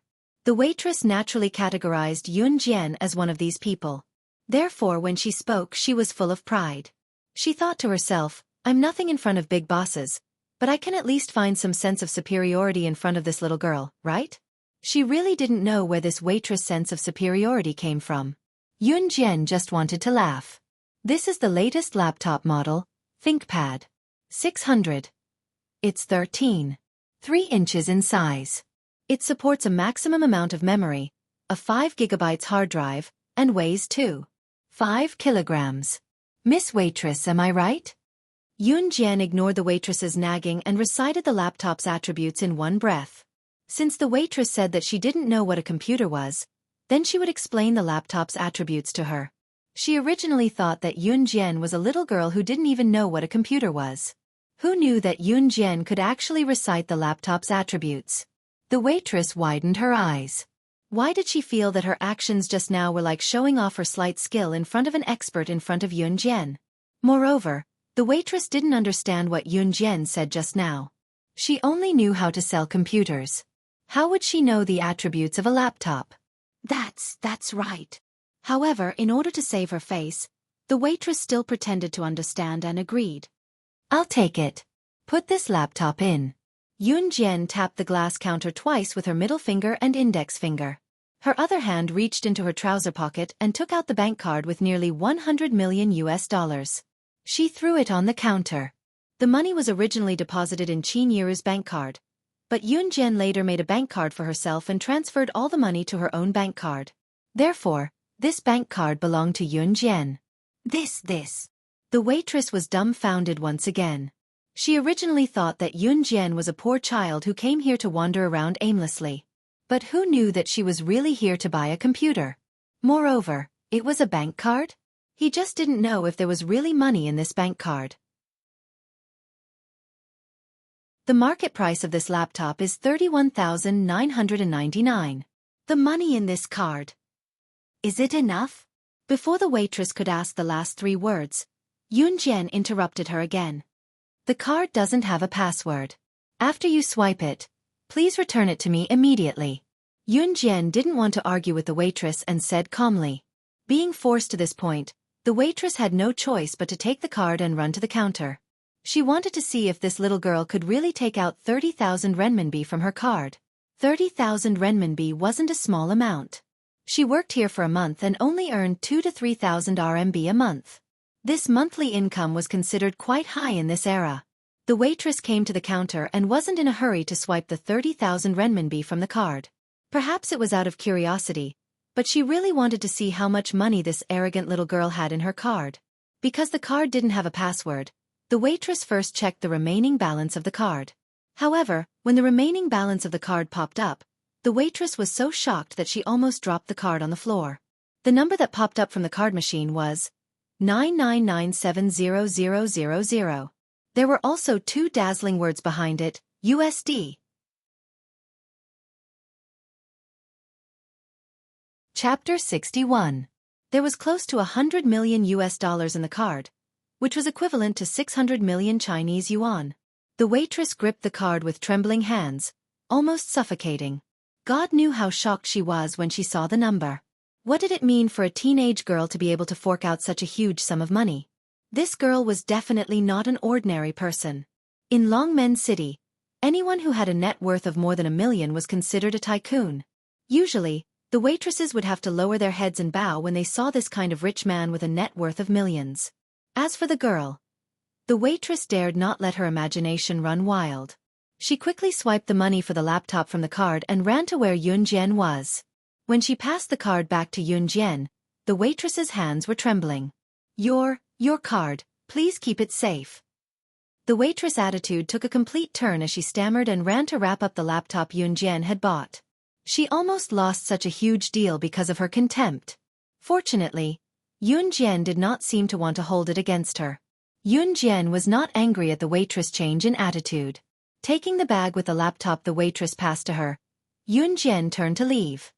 Have a safe journey. The waitress bowed deeply but did not receive any response. After exiting the computer mall, Yun Jian went to get an internet connection. It was not enough to buy a laptop without internet connection. It was already noon when she walked out of Lianmei shopping center. There was no one at home. Qin Yiru had gone to work and would only be home at night. Yun Jian had her lunch at a noodle restaurant in Longmen City before taking the bus back to Xinjiang town. As soon as she got home, she installed the broadband cable and went back to her room. She turned on her laptop and quickly tapped on it with her fingers, opening a brand new web page.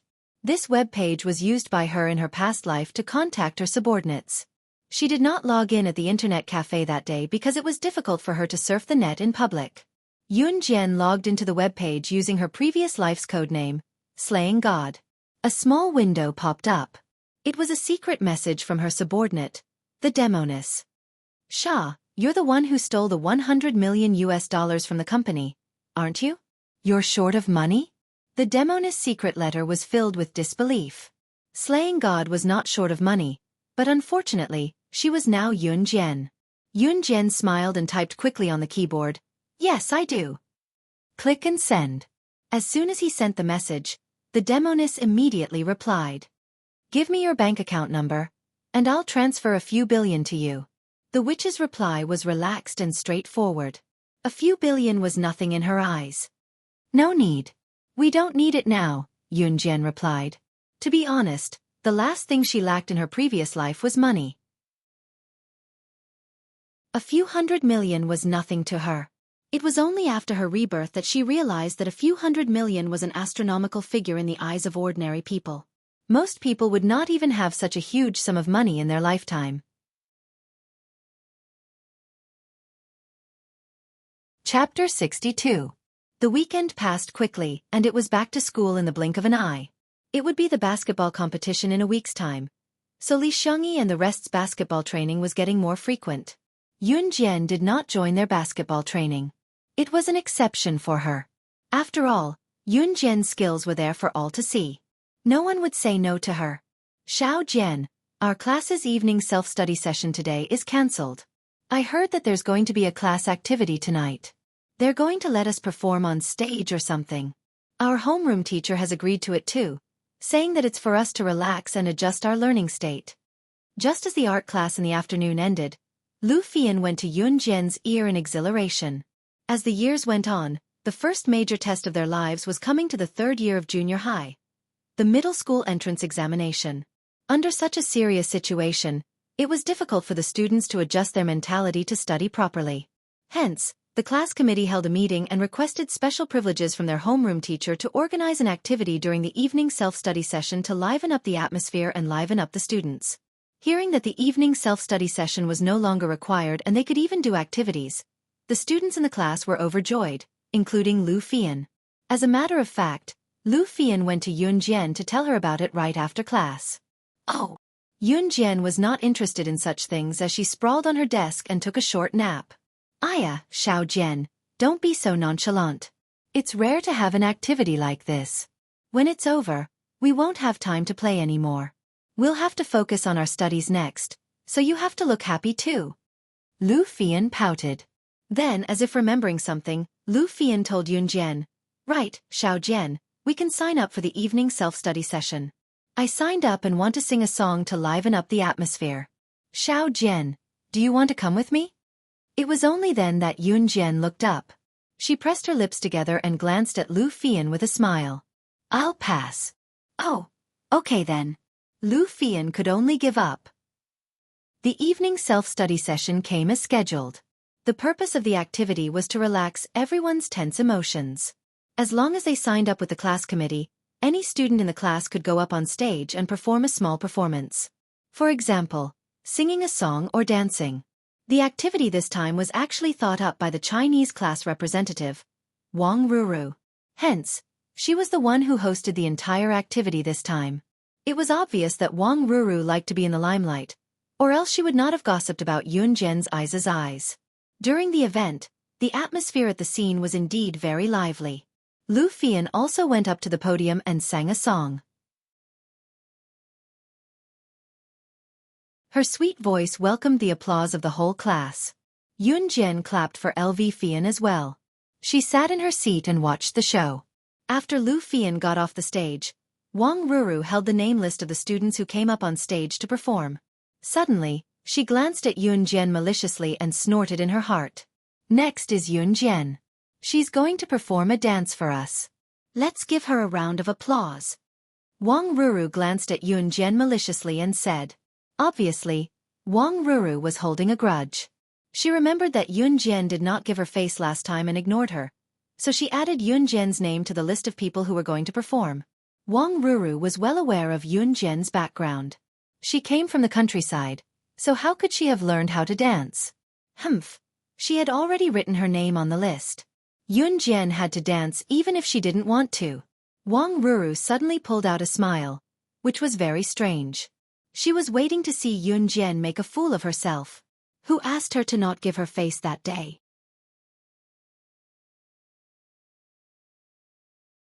Chapter 63. The event this time was just a small class activity, so it was not as formal as a joint performance on New Year's Day. The students were only going up to sing a song or dance at the last minute to liven things up. Therefore, Wang Ruru had put Yun Jian's name on the list of students who were going up to perform. Even if Yun Jian said that she did not sign up now, the class would only think that she was being a wet blanket. Wang Ruru had considered this and was well aware that Yun Jian was from the countryside. Asking her to dance? How was that possible? She probably had never even seen a real dance before. It was obvious that she was trying to embarrass Yun Jian. As expected, the entire class clapped after Wang Ruru's speech. The applause was unusually loud. The class loved to watch the drama. Most of them, as long as they were not stupid, could tell that Wang Ruru was purposely making things difficult for Yun Jian. In spite of it, who would not be happy to watch a show? Hence, they were clamoring for Yun Jian to perform the dance. Wang Ruru, what's the meaning of this? Xiao Jian didn't sign up. Why do you want her to perform? You're doing this on purpose, aren't you? Among the spectating students, only Lu Fian stood up. Her expression was dark as she glared hatefully at Wang Ruru after she stood up, speaking up for Yun Jian. She had been with Xiao Jian all this time. How did she not know that Xiao Jian had signed up for the program? It was a dance too. Lu Fian had planned to invite Yun Jian to sing a song with her, but Yun Jian did not agree back then. It was obvious that Wang Ruru was using her power to avenge a personal grudge by adding Yun Jian to the list and asking Yun Jian to perform a dance.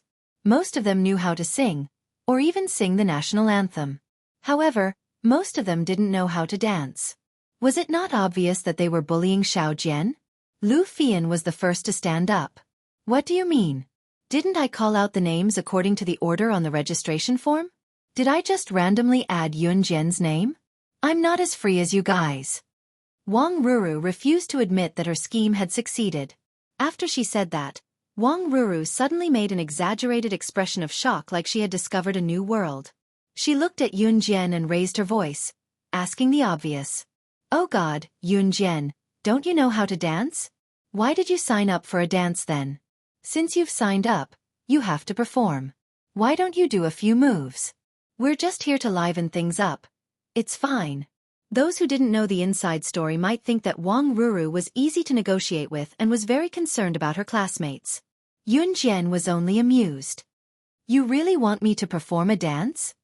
This time, Yun Jian did not let Lu Fian stand up for her. She spoke first, standing up from her seat lazily and looking at Wang Ruru, her tone relaxed. That's right. How could it be fake? But Yun Jian, it's fine if you don't know how to dance. Come up and do a few moves to liven things up. We're all in our class anyway. There's nothing to be shy about. Wang Ruru spoke as gently as she could, but she was over the moon.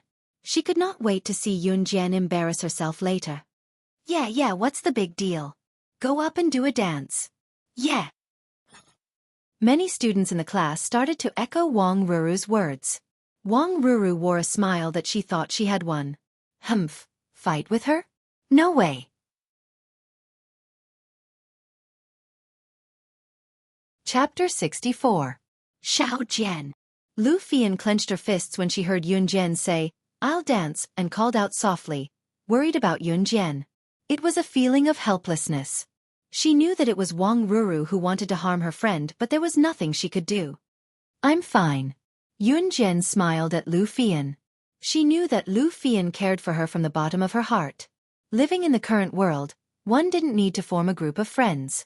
As long as there was one who was sincere and truly cared about him, it would be enough for him to have one such friend and confidant. Whenever Lu Fian heard Yun Jian say, I'm fine whenever something happened, she felt like she could calm down. She could not help but believe in Xiao Jian and believe that she could do it. Yun Jian, come up quickly if you're going to dance. The whole class is waiting for you. Wang Ruru said, adding fuel to the fire, but she was already raring to go. She could not wait to see Yun Jian make a fool of herself and spread the news tonight so that the whole school would know that Yun Jian was only pretty. What was the use of having a pretty face? She was still a pauper from the countryside. I'm not dancing here, Yun Jian said slowly with narrowed eyes. Where are you going to dance if you're not dancing here? Wang Ruru was so anxious that she almost blurted out the question. Yun Jian did not give Wang Ruru a chance to speak. She looked out of the classroom and continued, I want to dance outside the classroom. Once she said that, everyone in the class was stunned. Wang Ruru, in particular, had an exaggerated expression. She had planned to embarrass Yun Jian in class, but the latter had suggested that she wanted to dance outside the classroom? There were lights outside the classroom at night. Did this mean that the classes next door who were having self-study at night would be able to see Yun Jian make a fool of herself?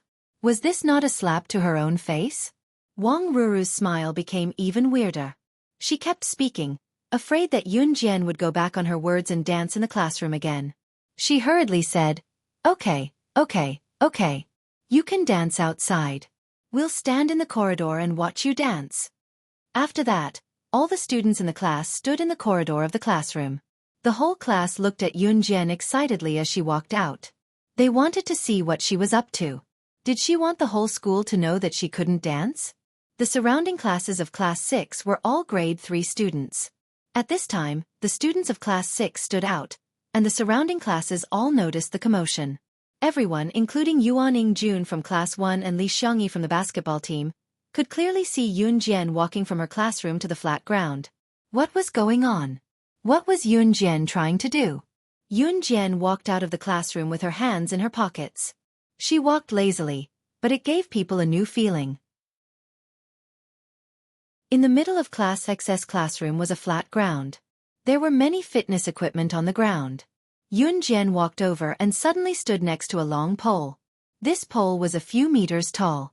Hey, what is she trying to do? Is she going to dance with the pole? Ha! Ha ha! A boy in the class couldn't help but complain. On the other side, Yun Jian extended her hand and touched the pole softly between her fingers. Suddenly, the atmosphere changed. Yun Jian, who was originally in a lazy state, suddenly became charming.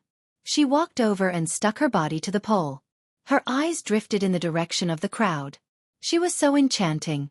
However, this was only the beginning of Yun Jian's dance. Just as everyone was puzzled, Yun Jian suddenly kicked her legs and hung on the pole. What was strange was that the moment she hung on the pole, she was relaxed. Pole dancing. Some students immediately realized what Yun Jian was going to do next. Chapter 65. Haha, Yun Jian, what are you doing hanging on the pole? Wang Ruru was stupid. She still hadn't realized what Yun Jian was doing. She couldn't help but mock her again. At this moment, a scene that made Wang Ruru's jaw drop appeared. Yun Jian held the pole with one hand. Her legs were wrapped around the pole, and she started to spin around the pole.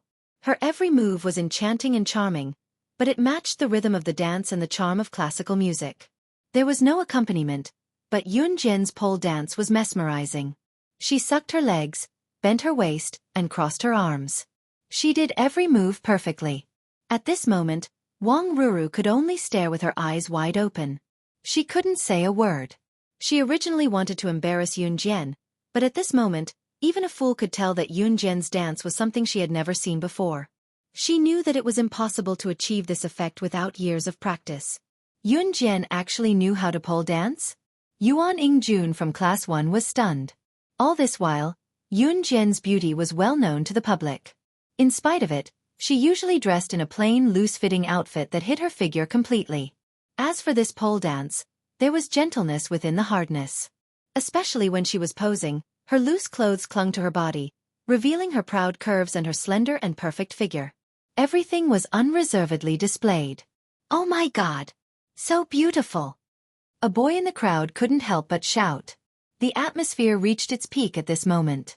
Until the end, when the dance ended, everyone was still stuck in their high spirits and couldn't extricate themselves. Yun Jian got off the ground easily. She smiled and looked at Wang Ruru. At this moment, Wang Ruru's feelings could no longer be described as shock. It was an expression worse than eating shit. Yun Jian retracted her gaze and walked slowly to the classroom. Pole dancing was a dance that she had to know as a secret agent in her past life. She could master the dance perfectly and bring out different charms. It was just that she did not expect to be able to dance here in front of everyone today. Yun Jian went to Wang Ruru and said with a half smile, "I'm done." As she spoke, she went back to the classroom without waiting for the other party's agreement. "Hey, Xiao Jian." Before she entered the classroom, she was stopped by Yuan Ying-jun, who ran out of Class 1. Yun Jian could tell that it was Yuan Ingjuan's voice right away. Xiao Jian. Have you forgiven me? So the dance just now was done outside just for me to see? Yuan Ingjun couldn't find the dignity to run away last time, but he was still unwilling to give up. He didn't think that Yun Jian really disliked him. He merely thought that Yun Jian was just acting out of spite. After all, it was impossible to find a boy as outstanding as him in Xinjiang town. If it wasn't for this reason, why would Yun Jian stand outside and do a pole dance where he could see?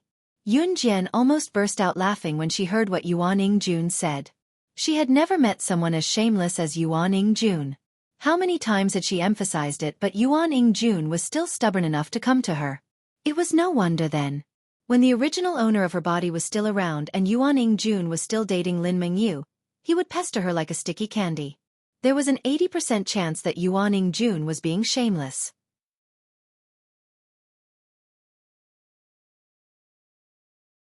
Chapter 66. After Yun Jian finished speaking, she went over to call Lu Fian and walked into the classroom, leaving behind a group of people who were dumbfounded. Not long after, two things would spread around the school. The first was the news that had spread like wildfire a while ago. The school hunk courted Yun Jian, but was rejected. This time, Yuan Ingjun courted Yun Jian again in public, but was rejected again.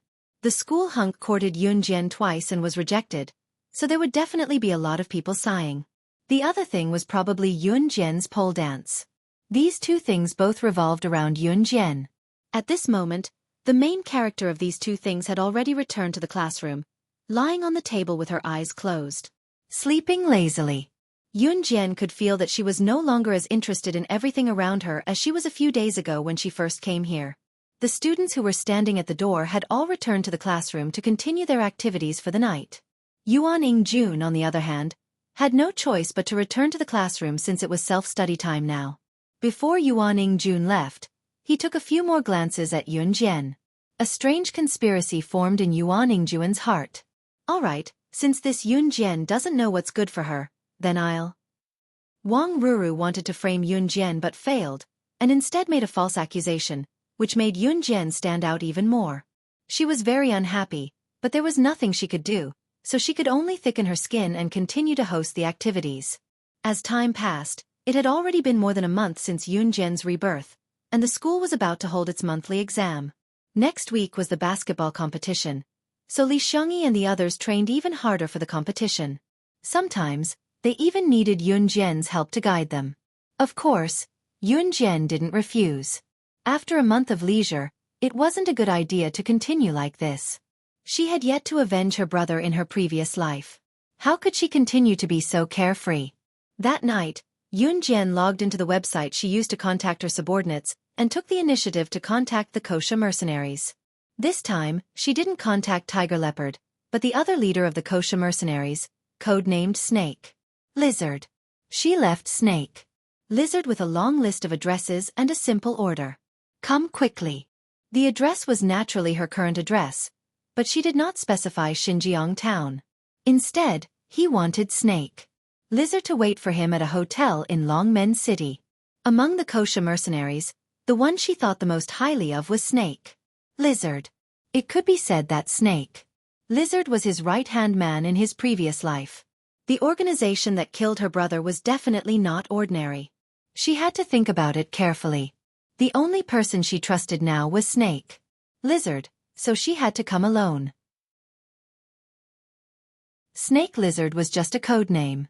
However, Snake Lizard herself was just like her code name. She was a scorpion woman. The Snake Lizard was best at using poison. Just as the message was sent, a reply came in 10 minutes later. I'll be there right away after I'm done with what I'm doing. In her previous life, Yun Jian was able to stand at the top of the secret agent leaderboard and even the top boss of the Kosha mercenaries in the world. She had plenty of capable subordinates around her.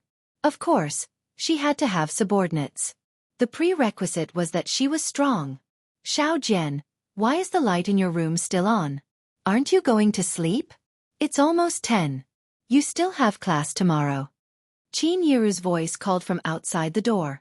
Qin Yiru had always slept earlier than Yun Jian. She had gone to the toilet after waking up today and noticed that the light in Yun Jian's room was still on, so she came over to inform her.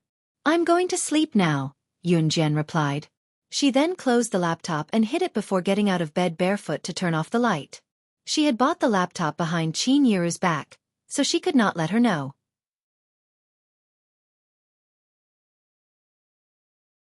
Chapter 67. Early in the morning the next day, Yun Jian ran a few laps around Xinjiang town before going home.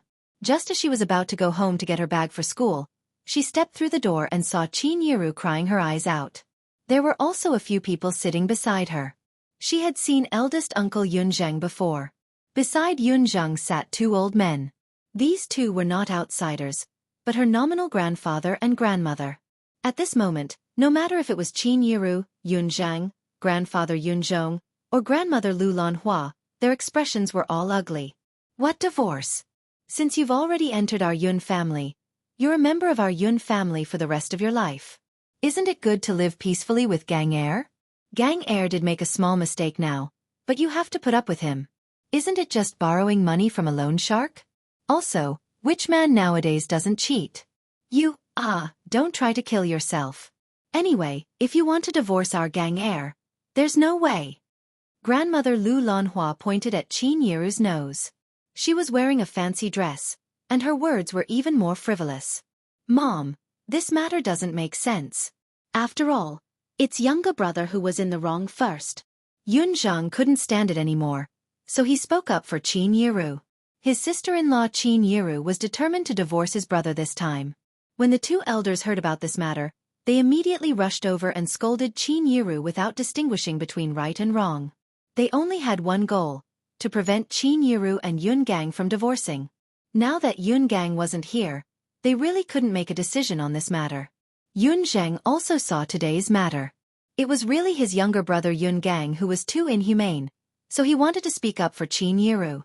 But after Yun Zhang said that, Lu Lanhua became even more agitated. She even scolded Yun Zhang along with it. "All right, boss. Why are you siding with an outsider? Anyway, this old woman will definitely not agree to this matter. Over my dead body." Lu Lanhua tried her best to maintain her aura, but she still wanted to act shamelessly. How could she allow Qin Yiru to divorce her son Yun Gang? All these years, his son had been living an easy life. It was all because of Qin Yiru, this cow, who worked so hard to earn money to support him. If the two of them really divorced, then not only would he not get any benefits, he might even have to pay for an unfilial son. Therefore, no matter what, he had to let Qin Yiru continue to be a spendthrift. Grandpa Yun Zhong didn't say a word. Instead, he took out his cigarette and started smoking. His expression was very serious. Under the coercion of Lu Lanhua, Qin Yiru could only cry. In the end, she didn't have the guts to go against the old man. Moreover, Yun Jian's grandmother, Lu Lanhua, was a well-known shrew and tomboy in town. She was good at quarreling and unreasonable. Qin Yiru could not win against Lu Lanhua at all. "Then you can go to hell." Yun Jian, who was standing at the door, heard Lu Lanhua's threat of, "If you don't agree to my request, I will go to hell." She walked in. Her tone was very calm, but it caused people to be in turmoil. Qin Yiru had been married to Yun Gang for so many years. She had suffered enough. Now, Yun Gang was involved in such a thing. He ran away from loan sharks and had an affair with a mistress. The mistress came to bully him. Just based on this point, she couldn't continue living like this. Moreover, Yun Gang didn't even know where he was hiding now. Yun Jian's sudden appearance stunned everyone present. Especially when she said, "Then you can go to hell," to Lu Lanhua. Everyone was stunned.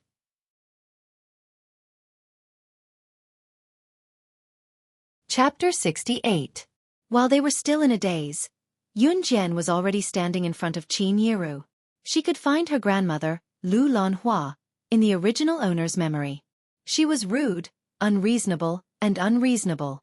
Usually, Qin Yiru had to suffer from Lu Lanhua's anger. But Qin Yiru's personality was like that. She would not compete with the elderly, so she was always bullied. You want me to die? You don't even acknowledge your grandmother. You unfilial daughter. Where is the justice?" Lu Lanhua was the first to react. She made a face that looked like she could barely catch her breath and pointed a finger at Yun Jian, barking fiercely. Lu Lanhua was an old woman who favored boys over girls. If it was Yun Yi who stood here and spoke to Lu Lanhua in such a tone, Lu Lanhua would never speak to Yun Yi in such a tone. It was a pity that Yun Jian was a girl, so Lu Lanhua found her an eyesore. There was a difference between a granddaughter and a grandson. Didn't you say it yourself? My mother wants to divorce Yun Gang. Unless you die, you won't agree? Yun Jian narrowed her eyes and her long eyelashes fluttered. When everyone heard this, their hearts skipped a beat. Lu Lanhua did say this just now, but everyone knew that grandmother Lu Lanhua had only said it out of anger to threaten Qin Yiru. How would she dare to really die? In spite of it, Yun Jian spoke frankly. Glaring coldly at her nominal grandmother, she enunciated, "Since you don't agree, you can go to hell. My mother will not continue living with Yun Gang. This marriage must be divorced." Yun Jian called Yun Gang by his name. It was obvious that she did not treat Yun Gang as her father. A father like this was not a father at all.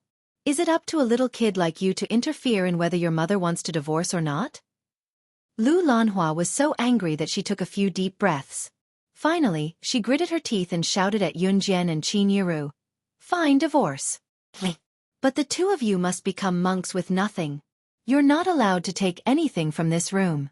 And little E must follow us."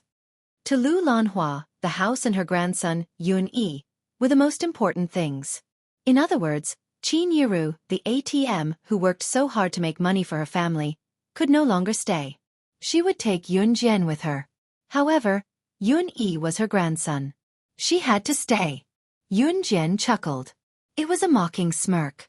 If her memory served her right, it was Qin Yiru who had earned the money to build the second floor of their house. All these years, Qin Yiru's efforts for this family could not be described with just a few words. And Lu Lanhua actually wanted them to become nuns with nothing? Wasn't this blatant bullying?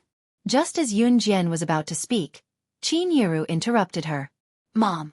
I'm calling you Mom for the last time because you're also a mother. You know how a mother feels." Qin Yiru gathered her courage and wiped away her tears. She continued, "I can give up everything in this house, but I want to take little E with me." "Impossible." Just as Qin Yiru finished speaking, Lu Lanhua shouted in agitation. Her grandson. Lu Lanhua had 2 sons in total, Yun Zhang and Yun Gang. Her eldest son, Yun Zhang, only had 1 daughter, Yun Xiaoya. Only her second son, Yun Gang, had a son.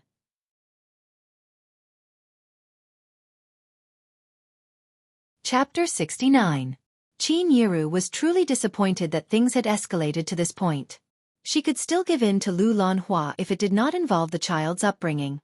However, once she thought of Lu Lanhua wanting to keep her son, Yun Yi, no matter how good-tempered Qin Yiru was, she was still enraged.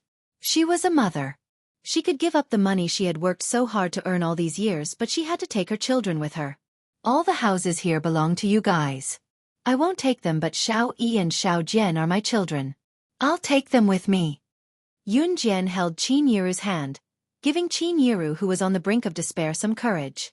It was the first time Qin Yiru spoke angrily to Lu Lanhua. No matter how good-tempered a person was, they would be forced to lose their temper. Qin Yiru could not take it anymore. Her husband was on credit and had an affair, throwing all the chores to her. Even if she wanted a divorce now, there was a difficult mother-in-law who refused to allow it. That was one thing, but now, even her child was being snatched away. How could she stand it? Great, you're rebelling." It was Qin Yiru's first time being angry at Lu Lanhua. Lu Lanhua was stunned for a few seconds before she stretched her hand to slap Qin Yiru as she cursed. Before Lu Lanhua's slap could land on Qin Yiru's cheek, however, a slender hand caught the old, wrinkled hand. Slap. Yun Jian gave Lu Lanhua a slap with a backhand. The surroundings were quiet, but the slap was loud and clear. Everyone present was dumbfounded by what they saw. No matter what, Lu Lanhua was an elder. No one present thought that Yun Jian would slap Lu Lanhua in public.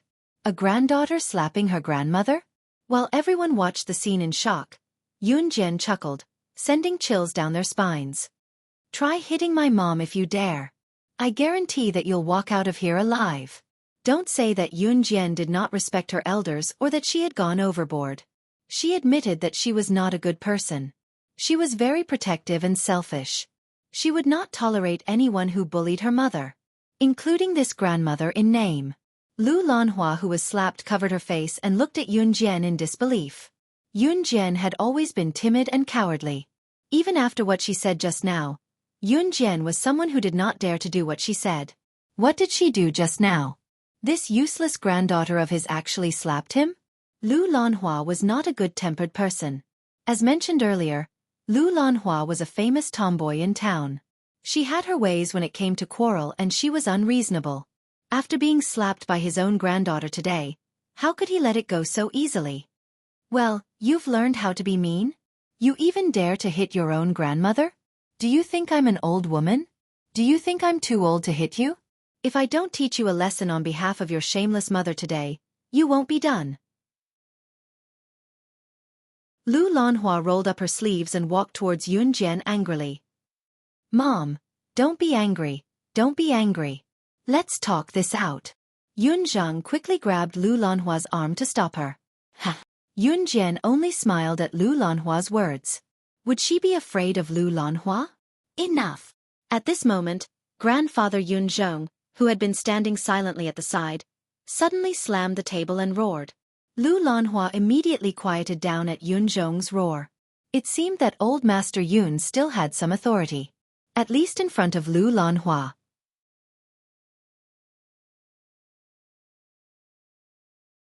Chapter 70. Yun Zhong's visit this time was to persuade Qin Yiru as well. His original intention was the same as Lu Lanhua's, to make peace. It was just that his attitude was not as firm as Lu Lanhua's. Just now, however, he had made another decision.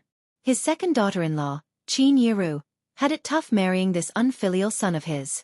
She had never had a good day in all the years she had been married. Yun Zhong felt sorry for Qin Yiru.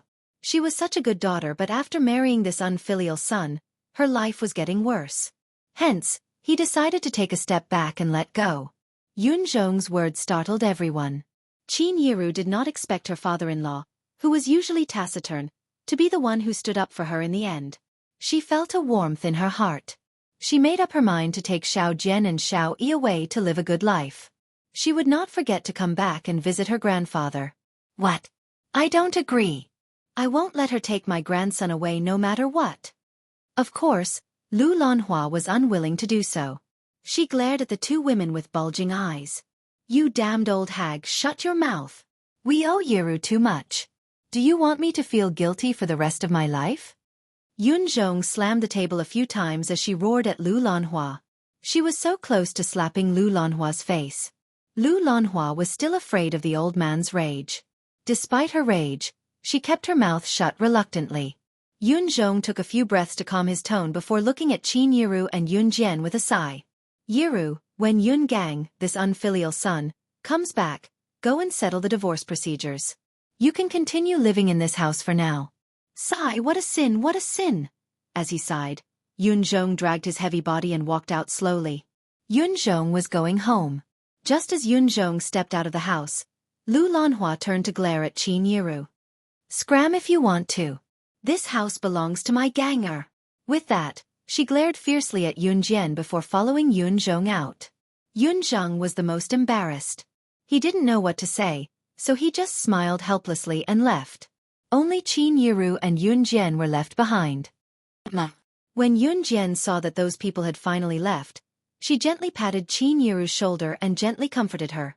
Yun Jian hugged Qin Yiru and comforted her in a low voice. Mom, we've survived all those tough times in the past. As long as you, my brother, and I are still around, what difficulties can't we overcome?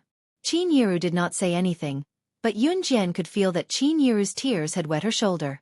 As long as we're still here, what difficulties can't we overcome? Yun Jian planned to use this opportunity to move her home to Longmen City and leave Xinjiang town for good. Of course, this plan was not far off. The monthly exams would be held on Monday and Tuesday next week, while the basketball match was scheduled for Friday morning. Many students in the class wore a long face as the monthly exams approached. If they did not do well in the monthly exams, they would be reprimanded again when their parents found out about the results. Therefore, the students were reading aloud in their revision books before the exams began. Xiao Jian, how's your preparation going? Lu Fian looked at Yun Jian with a troubled expression, feeling a little nervous as the exams were about to begin. No problem, Yun Jian replied. It was fine if she did not prepare. After all, this level of paper was a piece of cake for her. Everyone knew that Yun Jian's grades were at the bottom of the class. Every time the exams came, Yun Jian was the one who was most troubled. Yun Jian's "no problem" attracted a lot of attention from the students. However, Wang Ruru heard Yun Jian's words.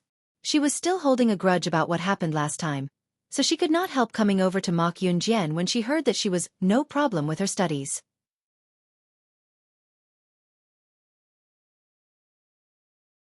Chapter 71. Wang Ruru's sarcasm did not change Yun Jian's mood at all. Yun Jian curled her lips and said, "Thank you for your kind words." After a pause she added, "I'll return the same words to you." Wang Ruru did not expect Yun Jian to refute her. She bit her tongue in anger. Then, Wang Ruru thought of something. She chuckled and looked at Yun Jian with disdain. So what if your mouth has become better? If you have the ability, you can get the same results as me. Yun Jian knew early on that the original owner's grades were very poor. She was at the bottom of the class and could even be ranked at the bottom of the school.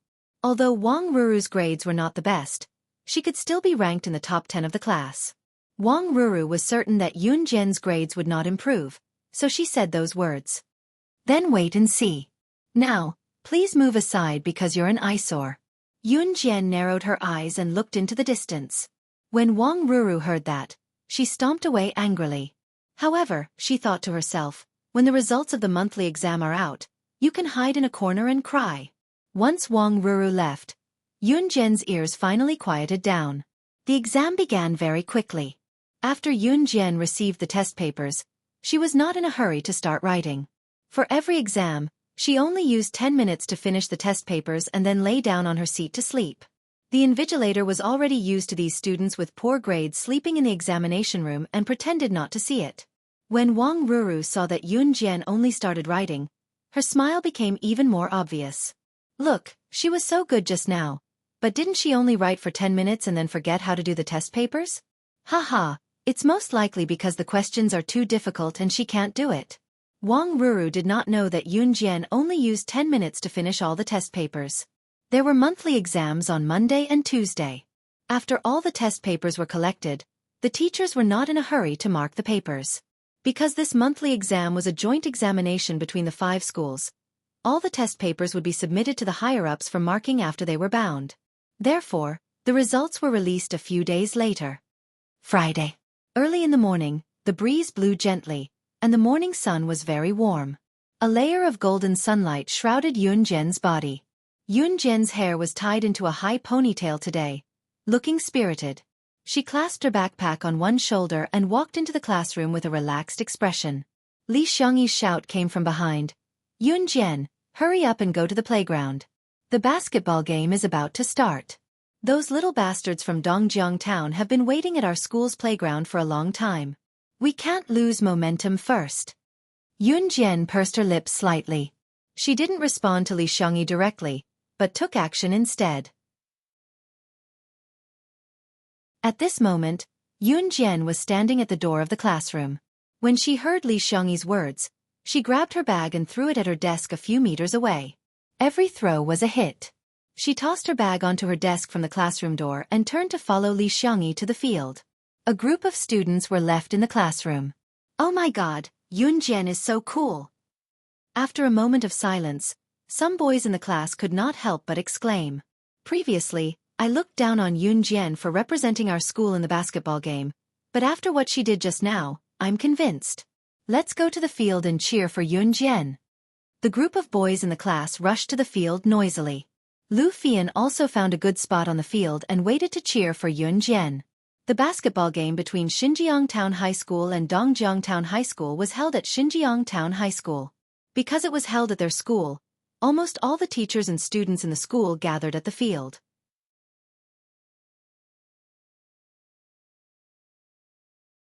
Chapter 72. The captain of Dongjiang Town High School's basketball team, Zhang Jun, had brought his team to the field early in the morning. The moment he saw Yun Jian, he smiled so widely that his eyes narrowed into slits. This time, with Yun Jian in Xinjiang Town High School's team, Dongjiang Town High School would definitely win. A girl playing basketball? Heh, this must be a joke. In fact, Zhang Jun was not the only one who thought so. Most of the teachers and students in Xinjiang Town High School were worried as well. A girl playing against Dongjiang Town High School's basketball team was something that had never happened in recent years. After all, it was a fact that girls' stamina was not as good as boys. Could their school still win? However, everyone continued to watch with anticipation. Shoo! At that moment, the referee blew the whistle. Both teams took their positions. This time, there were 3 rounds in the basketball game, and the winner would win 2 out of 3 games. In other words, if either side won 2 games first, they would win. Unlike the other panicking basketball players, Yun Jian was in good condition.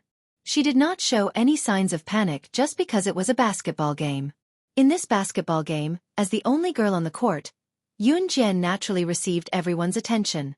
I now announce that the first round of the annual friendly basketball game between Xinjiang Town High School and Dongjiang Town High School has officially begun.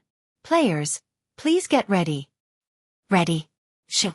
After the referee finished speaking, he blew the whistle that signified the start of the game. Go for it. Yun Jian. Go for it. Yun Jian. As soon as the whistle was blown and the game began, a deafening and rhythmic cheer erupted. All the teachers and students looked up in surprise in the direction of the sound. They saw the entire grade 12 class 6 cheering for Yun Jian rhythmically.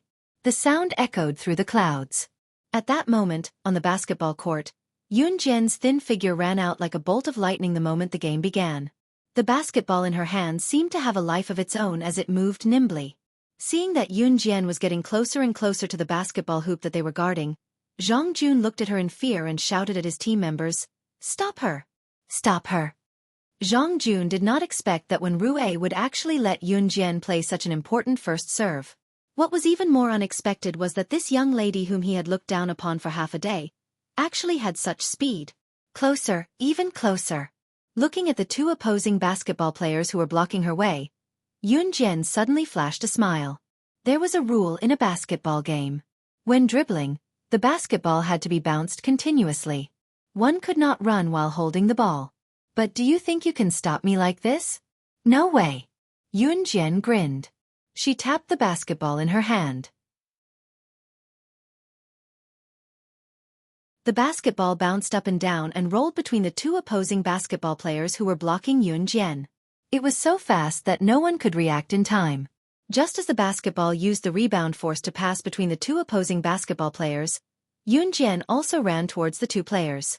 Is she crazy? Was he going to throw the ball directly to the opponent? We're going to lose. We're going to lose. The people who were watching the game exclaimed. However, in the next moment, Yun Jian was in front of the 2 opponents. She kicked hard on the ground and leaped up. Then, a scene that no one had ever expected occurred. Yun Jian did a 2-meter somersault and went over the 2 opposing basketball players. She landed steadily. At that moment, the basketball followed its trajectory and passed between the 2 basketball players. Yun Jian patted it in her hand. Seeing that scene, everyone who was watching the show opened their mouths wide. There was silence all around. There was only one thought in everyone's mind.